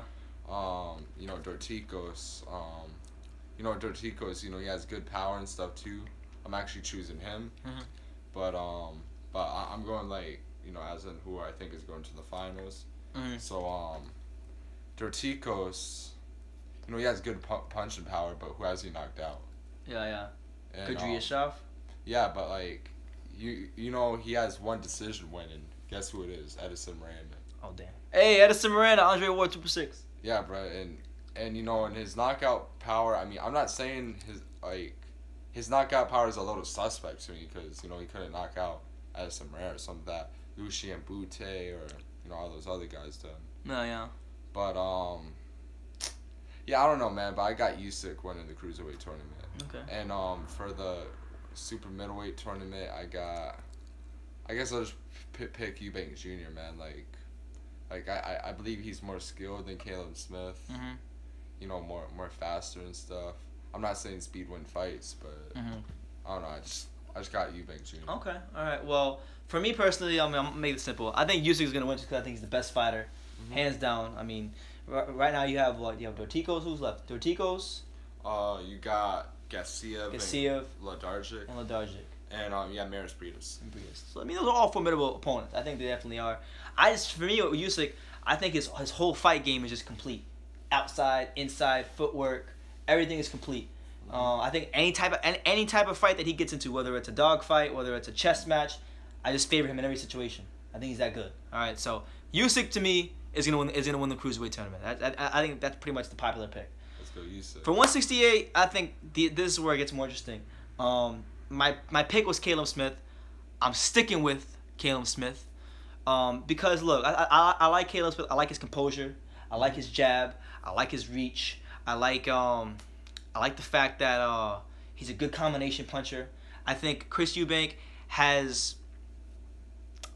sometimes when he fights, what I just noticed too is, you know, I've yet to see him. You know, we've seen him fight Randall Quinlan, a guy he could just tee off on. He fought Arthur Abraham, another guy who was a slow plotter. Former world champion. Former world champion, but I'm saying the style was right for him. It was a style that suited the way he fights. And Afni of Durham. Yeah, freaking overmatched as hell. So, I think a guy like Caleb Smith is going to frustrate him. And I'm not sure if he's really the real deal yet or if he's a front runner. We're going to have to see, but I'm sticking with my pick. I got Caleb Smith. I just think he's the best fighter in the tournament. Oh, and I just realized Eubank lost to Billy Joe Saunders. And he lost to Billy Joe Saunders. And Billy Joe Saunders is what? A good boxer, patient, poised. So, yeah, man. Ducker. Had Arthur Akabov problems. Yeah, Ducker. But that's what it is. So, yeah, Caleb Smith, Usyk. One guy said, let me see, that's the only other question. This is dope, man. I want to do this more often. Let's see. Come on. It's 210. See, Sean Noon's got Eubank and Dorticos. Those are good picks, man. I think Dorticos got a legitimate shot, and Eubank does as well. Mr. Green Guy says, "What up, though? Detroit 3-1-3. Hey, yeah, Detroit the house. Eminem. Detroit. No. Shout out to Eminem. Nah, man. Eminem is overrated, hey, bro. Eminem is my favorite rapper. Just let you guys know. Detroit. Yeah, shout out to James Toney, Stacey McKinley, Jesse Robinson. Shout out to the whole Detroit. But yeah, Sean Newman asked, will Usyk be the pound for pound? Or no, he's asking me if Usyk will be on the pound for pound list. Should he be pound for pound if he wins? Absolutely. Absolutely. I mean, if he wins the tournament. If you're gonna put on the award on a pound for pound list for winning a tournament, you should put Usyk on the pound for pound list for winning the tournament. Winner of the tournament will be undisputed, because that's the WBC. Oh damn, you're right. Yeah. You got a point. So. Yeah, bro. Oh, he's asking about number one. He ain't talking about no pound. He's talking about number one. I know what you're gonna say because we know you got your Golovkin glasses on. Golovkin, man. Nah, I think he'll be number 1 though. He should be in the top 5. Do you think he should be above Crawford? If he wants to turn it into do you think he should be above Crawford? Racist. You're racist. You don't racist. You don't like black fighters. Alright, whatever. Nah, but he said Super 6 and undisputed. Dang. Super 6 undisputed. Did you see the way he just killed Kovalev's body? Yeah, he hit him. He hit him. He wore him down. He wore him down with those body shots. Yeah, those borderline shots. He's so crafty. Yeah, man. Crafty veteran athletic tactics. The way he clinches and puts his gentleman head out, tactics.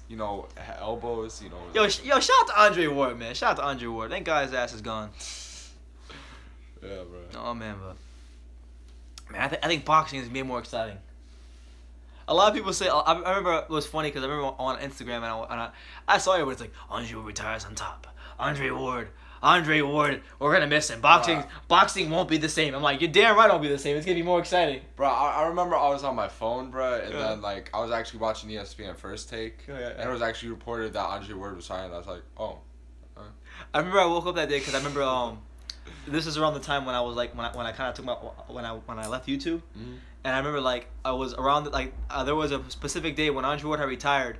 I remember before I even heard that, I was like, you know what, today's a good day to make videos, and I made a video. I heard that oh, that's the first video I'm gonna make. Andre retires, and that was the first video I made. It was a nice tribute to Andre. I didn't say too much. I actually was positive. I was like, you know what, he did this, respect to him. Yeah, but Andre Ward, man, all the opponents he fight are elite. Who wins? He's asking. Sean Noon's asking who wins Rigo versus Lomachenko. I got Lomachenko. We going with Lomachenko. Lomachenko. I got Lomachenko. I just think no disrespect to Rigo, I think he can overcome the size advantage, but I mean Loma settled into the weight. Loma's younger. I think Loma's a better fighter. Yeah, man. Thing is though, with me, in my opinion though, Loma, I'm at Rigo. He's never really fought above 122. Is that below? Huh? Below. Oh. You said he's never fought above 122. Yeah. So I don't know how well he's gonna do. Lomachenko, he has more experience fighting at 126, 130. Yeah. He's more younger too. He's been more active, and yeah, I just got Lomachenko winning a fight. Yeah, I got Lomachenko.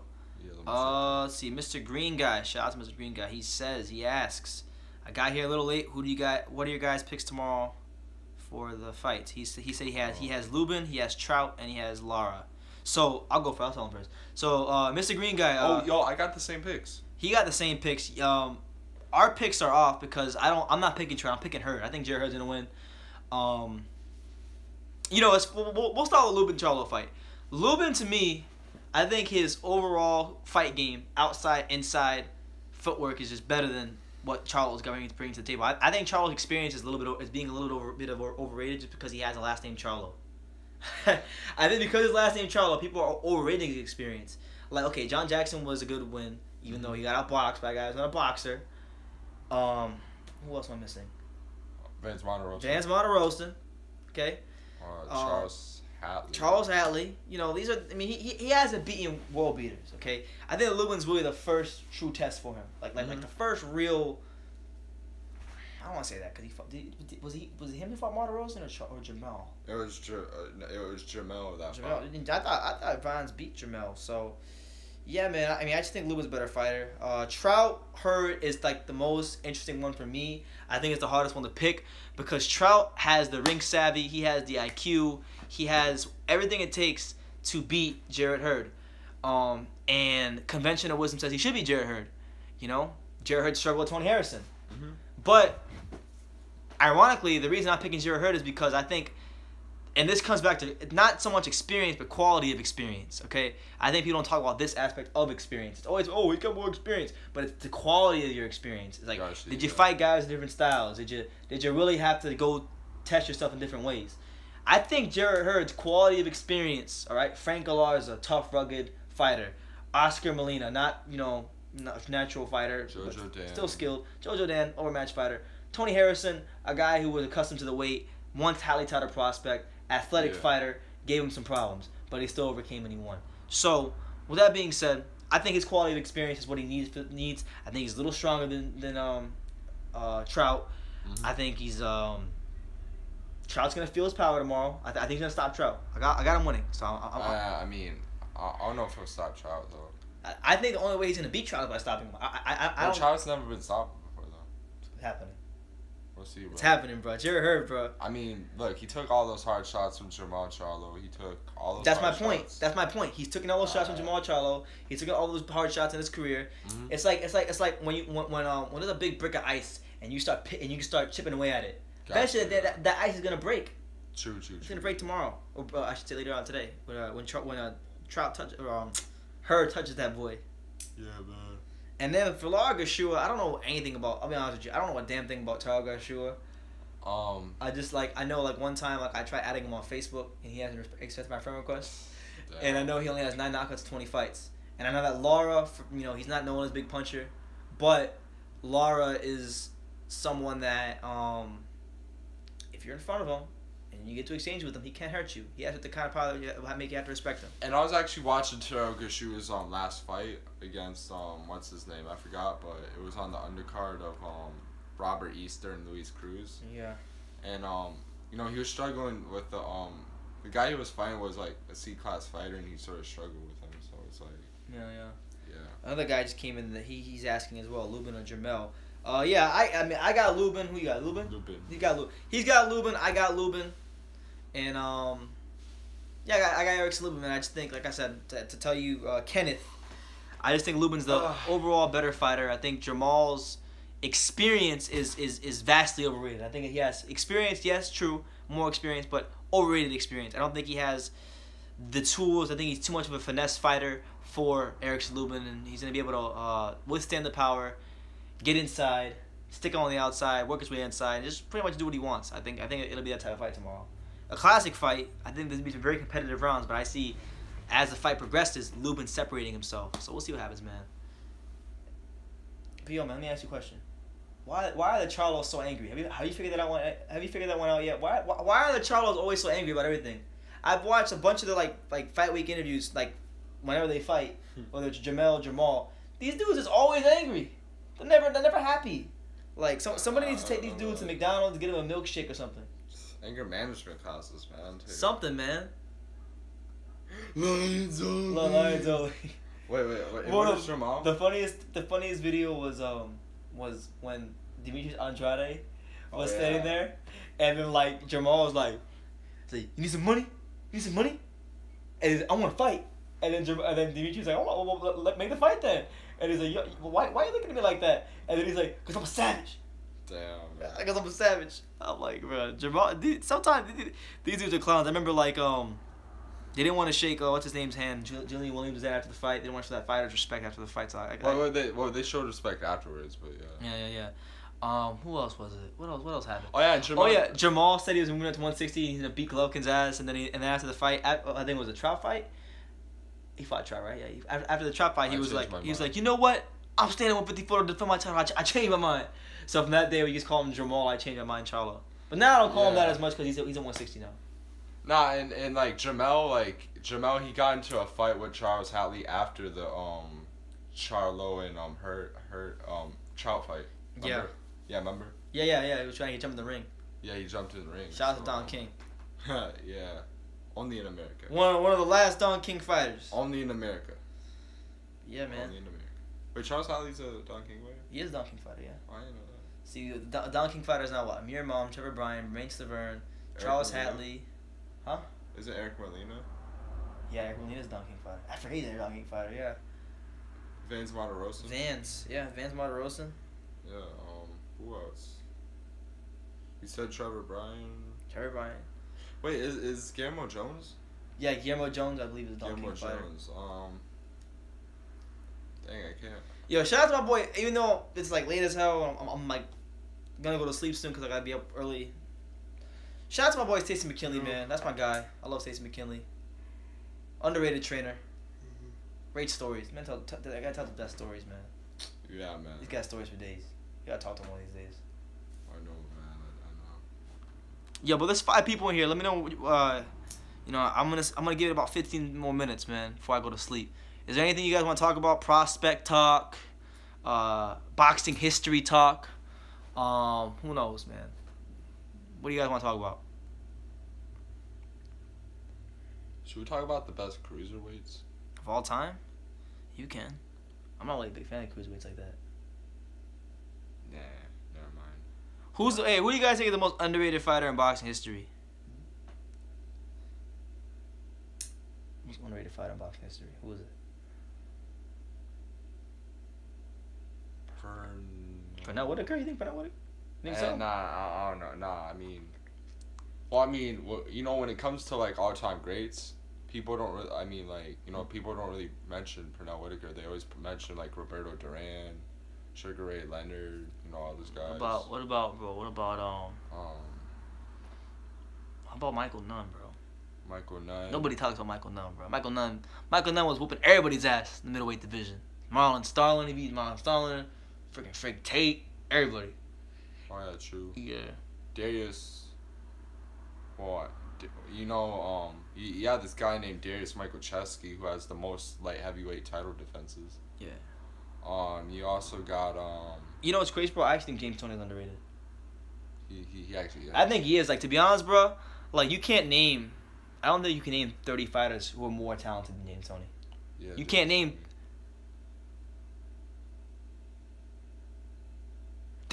John Newton, bro. Said it right there. James Toney, bro. James Toney was so underrated, bro.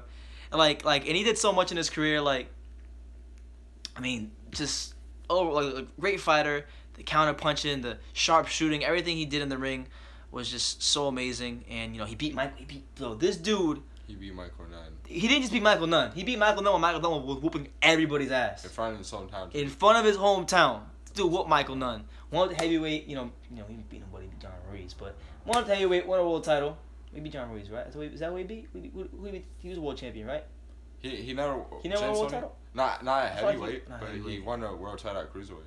Let's go champ. Mr. Green Guy says, let's go champ. Shannon Briggs? Are you saying Shannon Briggs is the most underrated fighter? I mean, I don't think he's underrated. Okay? Maybe he is underrated because people look at him now and think he's a joke. But Shannon Briggs, his career is just weird. It's a weird career because he had all the talent to be a great heavyweight. He really did. But as he'll tell you himself, he wasn't very focused. Yo, Michael Moore, is he underrated or? Michael, a bit underrated because of like the George Foreman thing. Like, he got knocked out by George Foreman. That's all a lot of people remember him for. A guy I mentioned earlier to you that you didn't know much about. Jimmy Wild, bro. Jimmy Wild is the most underrated fighter of all time. Now, if you guys don't know Jimmy Wild, arguably the greatest fighter in British boxing history. The dude had like 100 knockouts. Ricardo Lopez, okay, another underrated fighter. What about Miguel Cotto? Miguel Cotto was pretty underrated as a flyweight. Paul Williams, underrated. Oh, Paul Williams. Paul Williams, we never got to, I don't think we ever got to really see the best of Paul Williams. Dang. You know what's funny? Even though his record, he didn't have like the shiny record. Iran Barkley was underrated to me. Oh yeah. Iran Barkley, yeah, I mean he stopped Tommy Hearns. Donald Curry. Donald Curry was underrated because he was a pound-for-pound king at one point. Not many people remember that. You know what's funny? Ironically, and maybe I'm wrong. Maybe I think I'm crazy for this. Even Mike Tyson in some ways is underrated. In some way, yeah. In some ways, because like he's a big celebrity, so kind of a lot of things happen with him outside the ring. So people will look at Mike Tyson and they'll say like, "Oh, well, Mike, he was whatever. He lost the weight, he lost these guys." But the guy, I hate to say it because we joke about it all the time, but the guy that was in his prime. To be a guy at but I'm saying like to be a guy at 5'10", you give up 6 inches in height, 10 inches of reach, 11 inches of reach, and to outbox people consistently at that height at heavyweight. Guys twice your size. Twice your size, and I believe he had the second shortest reach of any heavyweight champion, behind only the great Rocky Marciano. So to do what he did was nothing short of spectacular, and I don't think people talk about that enough when it comes to Tyson. They just look at him losing to Holyfield, or the guy that was a shell of himself. But the guy that was the guy that fought Razor Roddick, was whooping everybody's ass in the top 10. Yeah. I think that guy needs to be celebrated more. What do you think? He should. I think so. Chaos Galaxy. I don't know if you. Yeah, the flyweight. He's underrated. Pong, yo, that one guy, Pong, the guy be Edgar Sosa, Pong Jack, I can't say his name, but you know the guy's name. He has a really long name I can't pronounce. Yeah. I believe he had like 15 title defenses of the lineal flyweight title or something like that. Joe Calzaghe. Joe Calzaghe. And Sven Ake. Sven Ake, yeah. Even though he wasn't really a knockout puncher. John Ruiz. Andre Ward is underrated because he wasn't a big star. That's right. He has an underrated fan base. He has an underrated fan base, and he had an underrated resume. Kelly Pavlik. Kelly Pavlik is underrated. Very underrated. Jermaine Taylor. I don't know. Is Jermaine Taylor underrated or? I mean. I don't know. Kendall Gill. You know Kendall, the basketball player. He was a boxer. He had 4 fights. Oh. It's 4-0. I'm joking. Is Frank Tate underrated? Frank Tate underrated. Arturo Gotti. I mean, I love Gotti, but he's not underrated. He's not underrated. Felix Trinidad, rated just fine. I don't think he's underrated. I think he's rated just fine. Tony Zale was underrated. Tony Zale was underrated. Yeah, Tony Zale. What's his name? What's his name, man? Man. What weight class did he fight at? Who? You're trying to figure out. I forgot. Felix Trinidad, Paul Williams. Wilfred Benitez. Never mentioned. Bruh. Sean Newton, you win, bruh. That might be it right there. Wilfred Benitez, the youngest champion in boxing history. Arguably the greatest Puerto Rican fighter of all time. Never mentioned along with the big four likes of like Duran, Leonard, Hagler, Hearns. He's never mentioned with those guys, ever. Never mentioned with them, but he fought in the same era. He fought some of those guys too. Yeah. But never mentioned with them. It's crazy how that stuff works. Yeah, for me it's James Toney. I think James Toney is the most underrated. Just because like his skills. His skills were like some of the most on point. Freddie Roach himself said that James Toney is the most talented fighter he ever trained, which is high praise. He's trained some great fighters. Floyd Mayweather really like studied a lot of James Toney, so that's why you see the Philly shell so much. Yo, who's the? Oh, wait, what else are you gonna say? There's not 30 fighters in the history of boxing more talented than James Toney. There isn't. There really isn't. Yeah, you're right. What are you gonna say? Who are the most overrated fighters? Hold on, bro. Oh, what? James Jacobs says, "Do you think Roman Gonzalez is going to bounce back?" I think I'll beat Yafai, but as far as beating one of those big guns at 115, I mean, if I'm being honest, no, I don't think he's gonna beat one of those big guns. I hope so. I really do. I'm sitting here and I'm hoping he beats Yafai and he takes a tune-up and he gets his confidence back and he beats the crap out of Inoue. But I don't see it happening. Nah, but but like, who are the most overrated fighters? Like, I'll tell you in a minute. Mike McCallum, ducked and dodged, the body snatcher. Nobody wanted to fight him. Oh yeah. The boogeyman of his era. Man, okay, that's a good one. I think Fernando Vargas could have had a much better career if they didn't put him in. Oh my God, amen. Fernando Vargas had so much talent, just a lot of skill. I mean, I think he had like 19 fights in 2 or 3 years, something like that. They're fast, right? He was fighting 6-7 times a year. Yeah. And then his 20th fight, they finally throw him in with De La Hoya. Trinidad, whatever. Yeah. He wasn't ready for that, but he, against De La Hoya though, especially De La Hoya, he fought really well, I thought. I watched that fight. Sean Newton says Floyd. Floyd overrated. Oh, I think he's talking about overrated. Well, if you're talking about underrated, Floyd Patterson. Yo, Floyd Patterson was Floyd freaking Patterson, bro. I believe he was like the youngest heavyweight champion before Joe Louis broke his record. Or no, before Mike Tyson broke his record. Let's see. Oh yeah, he's talking about Floyd Mayweather. Overrated. Oh yeah, overrated. Okay. Floyd, Ward. Oscar De La Hoya. Andre Ward. Okay, Andre Ward is the most overrated fighter in the history of boxing. Let's get that straight. Okay. I want to make that clear. No, I mean, but is Oscar De La Hoya overrated or? No. He's not. Well, he's overrated, but I don't think he's like. I don't think he's. Yeah. I don't think he's that overrated. Yeah, he's not that. Because he was a gold medalist. He had some quality wins. He also had like controversial, a lot of controversial ones too, though. Wilder, Bomb Squad. I'm joking. Who else? Yeah, that's true. Oscar fought everybody, bro. Trinidad, Vargas, Mosley. True. Pacquiao, Floyd. Yeah, that is true, actually. You got a point. Don't think guys.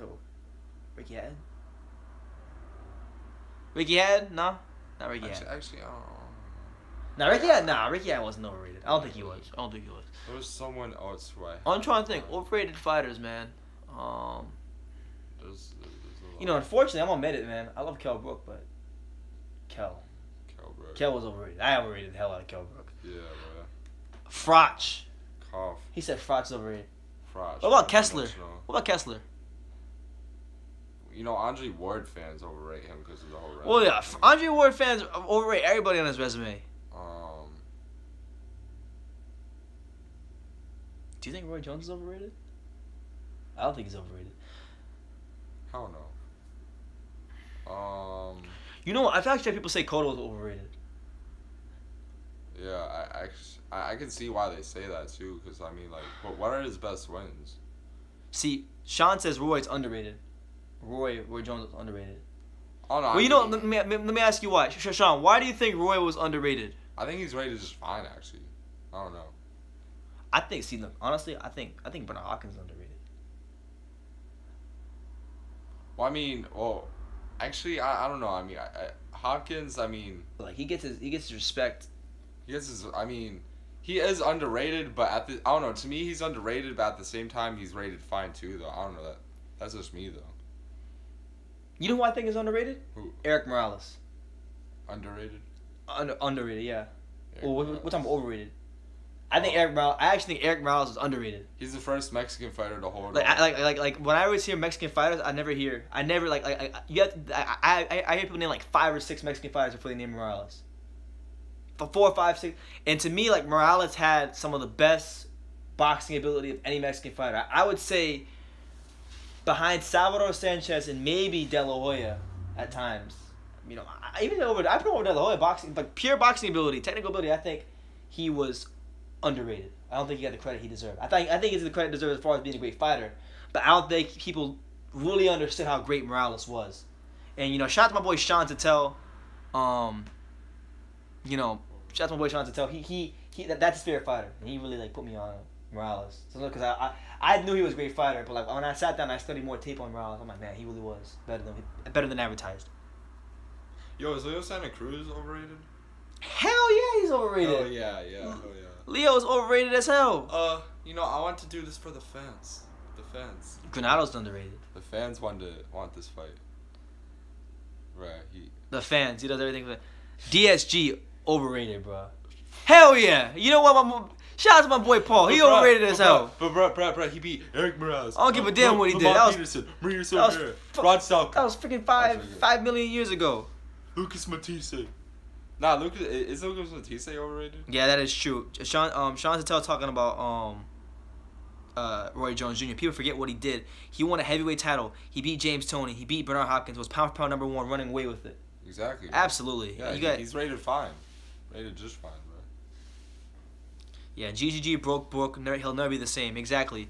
And that sucks to say, man, because pre-Golovkin, Kell Brook, that guy to me was, I don't want to say unbeatable at welterweight because nobody's unbeatable in boxing, but to me he was the most talented fighter at 147. I think pre-Golovkin Brook beats Thurman soundly, ices Danny Garcia, beats everybody, but you know, unfortunately, you know, boxing, that's how boxing is. He was the best fighter at 147 too.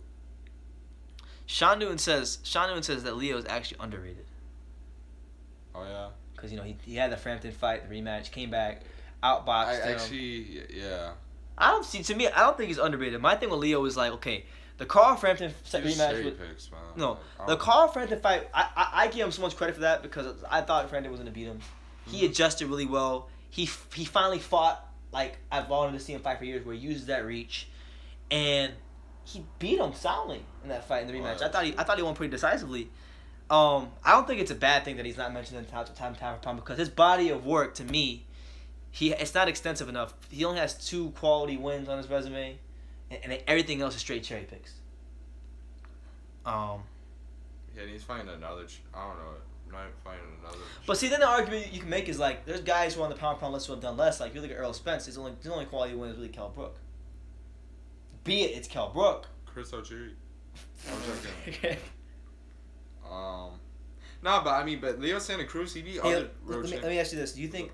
Okay, so Santa Cruz, he beat Mars decisively, beat Frampton decisively. Do you think those 2 wins are higher quality wins than anything on Thurman's resume? As far as because he did it decisively. Thurman got the wins, but they weren't decisive against Porter, and a lot of people don't. There's some people that don't think that it was decisive against Garcia, and then also better than Terrence Crawford. Anything on his resume? I mean, that's a good point.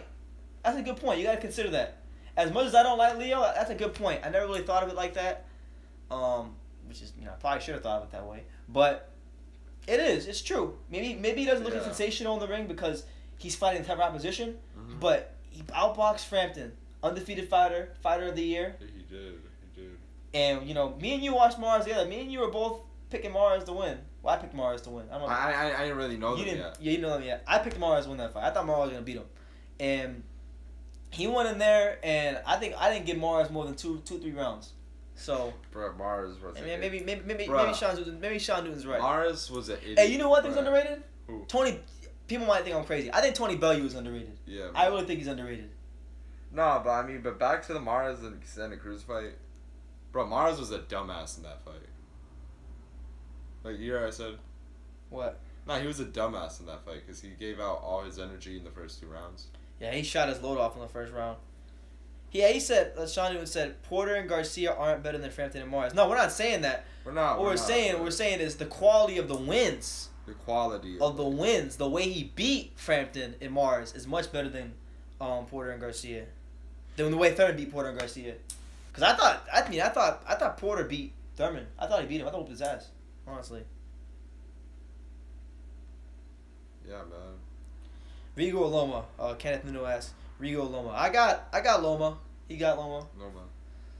But I think Rigo is gonna give him a good fight, man. People are writing him off. I don't know why. Bro, I'm just gonna lay down real quick, bro. No, he was much cleaner in winning both. Are you talking about Cruz or Thurman? Cause I'm talking about Cruz. I thought Cruz was more clean in his wins than Thurman was. Oh, we forgot Quigg. Oh, Scott Quigg. Oh no, Quigg. No, he's in Uno Dos says, Maras, Frampton, Cruz, Quigg all ducked Rigo. They get no credit for basically blatantly ducking. Maras, Frampton, and Cruz, and Quigg. Oh, yeah, they all did duck. They all did duck him. You can't deny that. The thing is though, but Rigo's always had problems with like his visa and there's always something. Oh yeah. So it's not like yeah, they're ducking him, but like he's making it easier for them to duck him. Thurman is definitely ducking Spence. I agree. Thurman is ducking the hell out of Spence. And I remember saying after Spence stopped Bundu, I was like, bruh, if they ever fight, Spence is going to destroy Thurman. If Sean Porter could have the most success on the inside, Spence is going to have a field day with Thurman. I can't wait for that fight if it ever happens. Yo, I think Abner Mares actually ducked Leo Santa Cruz at 118, actually. I don't know. Yeah, absolutely. Absolutely. I think Thurman doesn't want that work. Thurman is so done. Like okay, Thurman to me, he looks like he's like done with boxing. Like he's got his money, he's had his moment in the sun. You know, he's become a unified champion. He seems content. Got married to the Indian girl. He's sparring Indian people in the streets of wherever. You see that video? Nah, I didn't. There's a video of him, I think, like in India or wherever he's at. Wait, seriously? In Nepal. Yeah, he's sparring some guy in the street. Yeah. He's sparring people on the street, and then he's complaining about his elbow. So I don't want anything about Thurman, bro. He's freaking ducking Earl Spence, and he's sparring people in Nepal. They'd be sick. Hey, man, I mean, hey, if you're a boxer, you put all that work in, you know, why not? I'm just saying, man. It's a tough sport, so I don't want to criticize nobody too much, but either vacate, or fight, man. I'm just sick of Keith Thurman having a big fight and then taking a year off every year for the last 2 years. Wait, he did that. Wait, he did that. Jermell Charlo or Canelo? Jermell Charlo would ice Canelo. He would kill Canelo.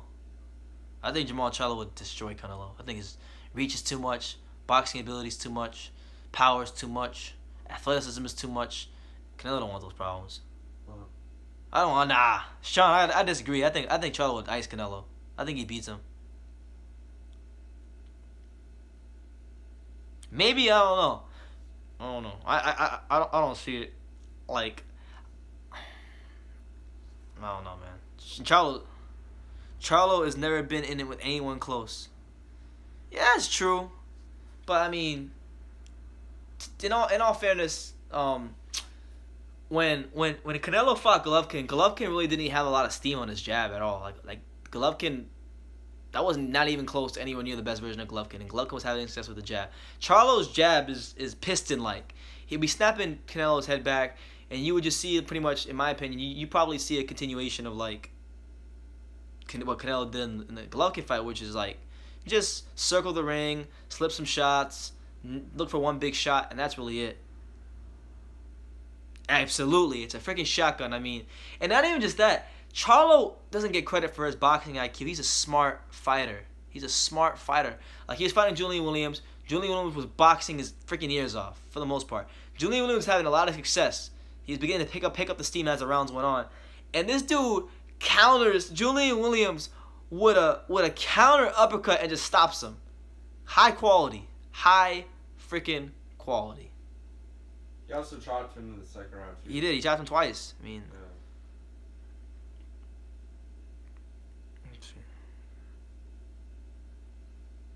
Yo, props for Williams for standing back up after being knocked down face first, though. Yeah, he said GGG had a shotgun jab to Canelo, too. Nah, man. GGG physically, and I noticed this in the Brook fight, and I think anybody noticed in the Brook fight, he just hasn't looked the same physically since the Brook fight. Like he looked sickly coming into the Brook fight. He was not... I mean, maybe it was had more to do with Jacobs being overweight, but jab didn't quite have the same steam in the Jacobs fight, and then the Canelo. But still, I think Golovkin, to me... Well, let me ask you this, Sean. Did you think Canelo beat Golovkin? Because you seem to think that Canelo... It sounds like you think Canelo beat Golovkin. Because I don't think Canelo beat Golovkin. I thought Golovkin outclassed Canelo. That is true. I mean, that's what usually happens, but... See, his situation is interesting because, much like, you know, a lot of other great fighters, you know, in boxing history, he's stepping up at a time where he's, you know, reached a lot of age. Like, he's old. He's old. He stepped up, but he stepped up when he was older. So, of course, he's not going to be as sharp as he was. But I can see a draw. Honestly, I mean, that's fair, I guess. But, I didn't see it that way. I thought Golovkin won 8 to 9 rounds. I just think, like, the pressure he was putting on Canelo. I don't think Canelo did enough.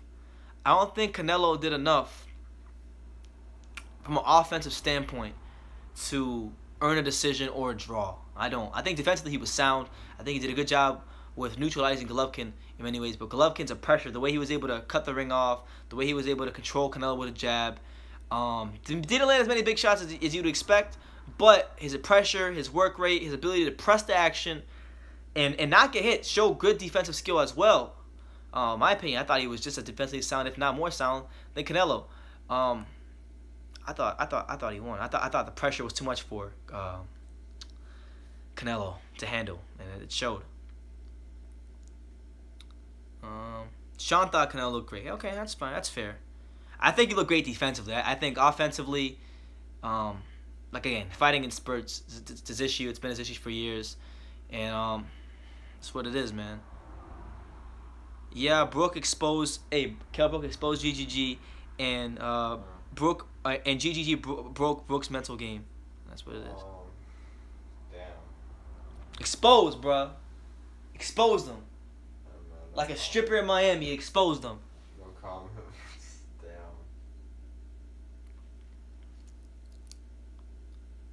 Are you talking about Canelo? Let's see. Hey, let me ask you the question, Alex. Do you agree with this? Tell me if you agree with the statement. Canelo puts his punches better than anybody in boxing. Like when he throws combination punches, they're throwing better than anybody in boxing. Right now. I say no. I think Inoue puts his punches better together than Canelo. No man, I don't even know, to be honest. Inoue puts his punches better together than Canelo. What do you think, Sean? I personally think Inoue puts his punches better, cause Inoue's jab, the way he works off of it. That's fair, I guess. That's a fair assessment. He hasn't fought anybody. He fought Omar Narvaez, but no. Huh. Yeah, let's see. Loma, no. Roman Gonzalez. Hey, Roman Gonzalez is still around, right? Oh Roman Gonzalez is still around. Hey, I'm sticking Roman Gonzalez. Roman Gonzalez is still the best combination puncher. Who's he fighting? Who? He said Omar Narvaez is fighting this weekend. Oh yeah, he's fighting today. Who's he fighting? Do you know? Undefeated Russian prospect. Who? Some undefeated prospect. Yeah, that's what Sean said. 17-0 Russian guy. Yeah. I'm gonna check that out. I can't wait to see what happens. It's on some like Argentinian channel though. His name is Padopov. Yeah. That's a weird name, Padopov. It's on some Spanish channel though, like some Argentinian channel or something like that. Well, yeah. What about Ron Vasai, Sean? Ron Vasai. You got Gaia Estrada. You got I don't know. Luis Netti puts them together pretty nicely. What about Sean Porter? No, I'm joking. Yo, another fight I just realized. Caleb Smith puts them together nicely. Eubank Jr. What were you saying? No, like I just realized another sort of underrated big fight is it's in the bantamweight division. It's Sanat Sakinov versus Ryan Burnett. Yeah. Yeah, they fight in Luis Neri's weight class. Yeah. I guess the difference, Sean, would be the difference between Canelo and everybody that I mentioned is that he varies in his attack, working up and down. So I guess I'll give you that one. Although I do think Inoue is better. But he hasn't fought anybody yet. Oh man. I actually know Wilder, bro. Wilder puts his punches together. He does the windmill right hook and the windmill left hook, and then he throws the uppercut flailing. That's the best.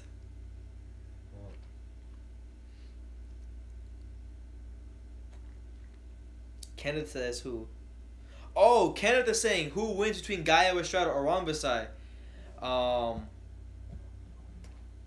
Let's see, man. Gaia Estrada or Ron Vasai. See, my gut feeling says Gaia Estrada, but I mean Ron Vasai, his work rate is just it's a problem in the way he just attacks the body, and he's fighting with such confidence and such conviction right now. It's hard to pick against him. So I don't know. That's a 50-50 to me. That's a 55-45, 50-50 type of fight to me. Best weight class in boxing, hands down. Alright, so we'll get off here in about 10 minutes, guys. It's like 3 o'clock here. I gotta be up in like 5 hours. Sure. I need a Wilder. It's hot in Taiwan. Yeah, I guess that's why I probably want a shot at the win. So it looks better for Roman Gonzalez. The worst pound for pound king ever. The worst pound for pound king ever. That boy's knocked out. Alex is asleep, so now. Now I'm so awake. The worst pound for pound king ever is Roman Gonzalez. Hell no. AJ knows boxing. Shout out to AJ knows boxing. Oh gosh. AJ knows boxing. Man.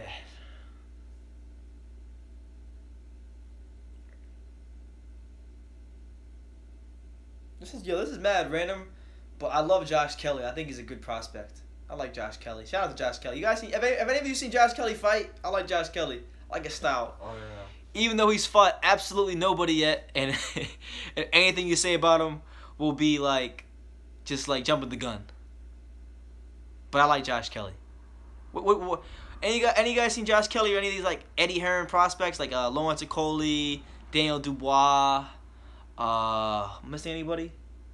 Well, Daniel Dubois, Frank Warren. He's not Eddie Hearn.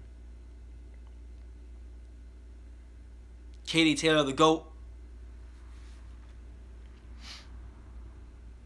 Ugh. So tired, bro.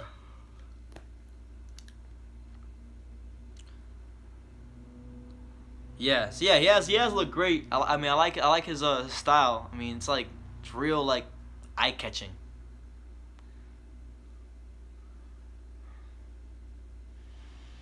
I see Terrence having a hard problem dominating at 147. Honestly, the styles are more diverse. The fighters are better.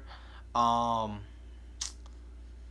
mean, we'll see, man. We'll see. I mean, Terrence at 140 was matched so perfectly. I think Top Rank did a good job. I think at 140 is where we're finally going to see if Terrence is really the real deal. Because a lot of people think he's a real deal. I think his skills are the real deal, but is his overall intangibles as a fighter, his character, is that the real deal? That's what we're waiting to see. Because Terrence Crawford, to me, as much as I like him as a fighter, he strikes me as somebody who could become who could be a front runner, a guy that looks great against guys who are smaller than him or not as skilled, but when you put him in there with somebody who's better, you know, that's what it is.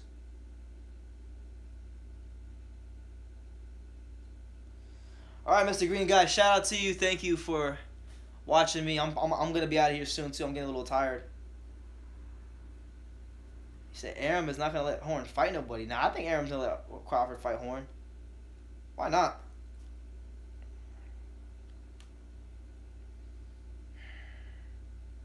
Potentially, Terrence Crawford and Sugar Ray, Terrence Crawford and Spence, it could be the version of that fight. I agree. It has to happen. Hopefully, they're both big stars by then and they're promoted properly. It's been fun. Al Heyman he runs boxing. Freaking Al Heyman, #1, best promoter of all time. Al Heyman, bro. You gotta thank Al Heyman. You gotta get on your knees. You gotta thank Al Heyman every day. Thank Al Heyman for the food in your refrigerator, for the electricity in your house, and for the air in your lungs. Just joking. I'm exaggerating. I'm getting a little tired, guys. So I'm just like, I'm just saying stupid stuff. But thank you, Al Heyman. Or actually, on this channel, we don't say thank you, Al Heyman. Retract that statement. Thank you, Eddie Hearn. Shout out to Eddie Hearn.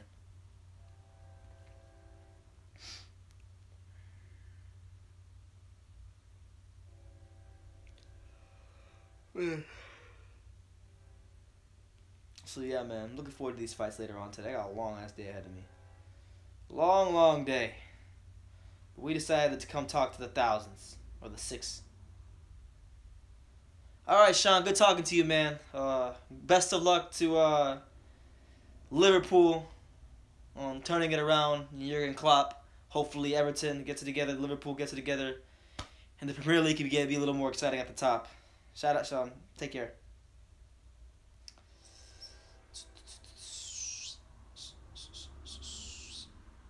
You know what, guys? I'm gonna get out of here, man. I'm tired. I gotta get some sleep. So it was great talking to you guys. For those of you guys who may be watching this video later on, so subscribe to the channel. Got some good stuff in the works coming up.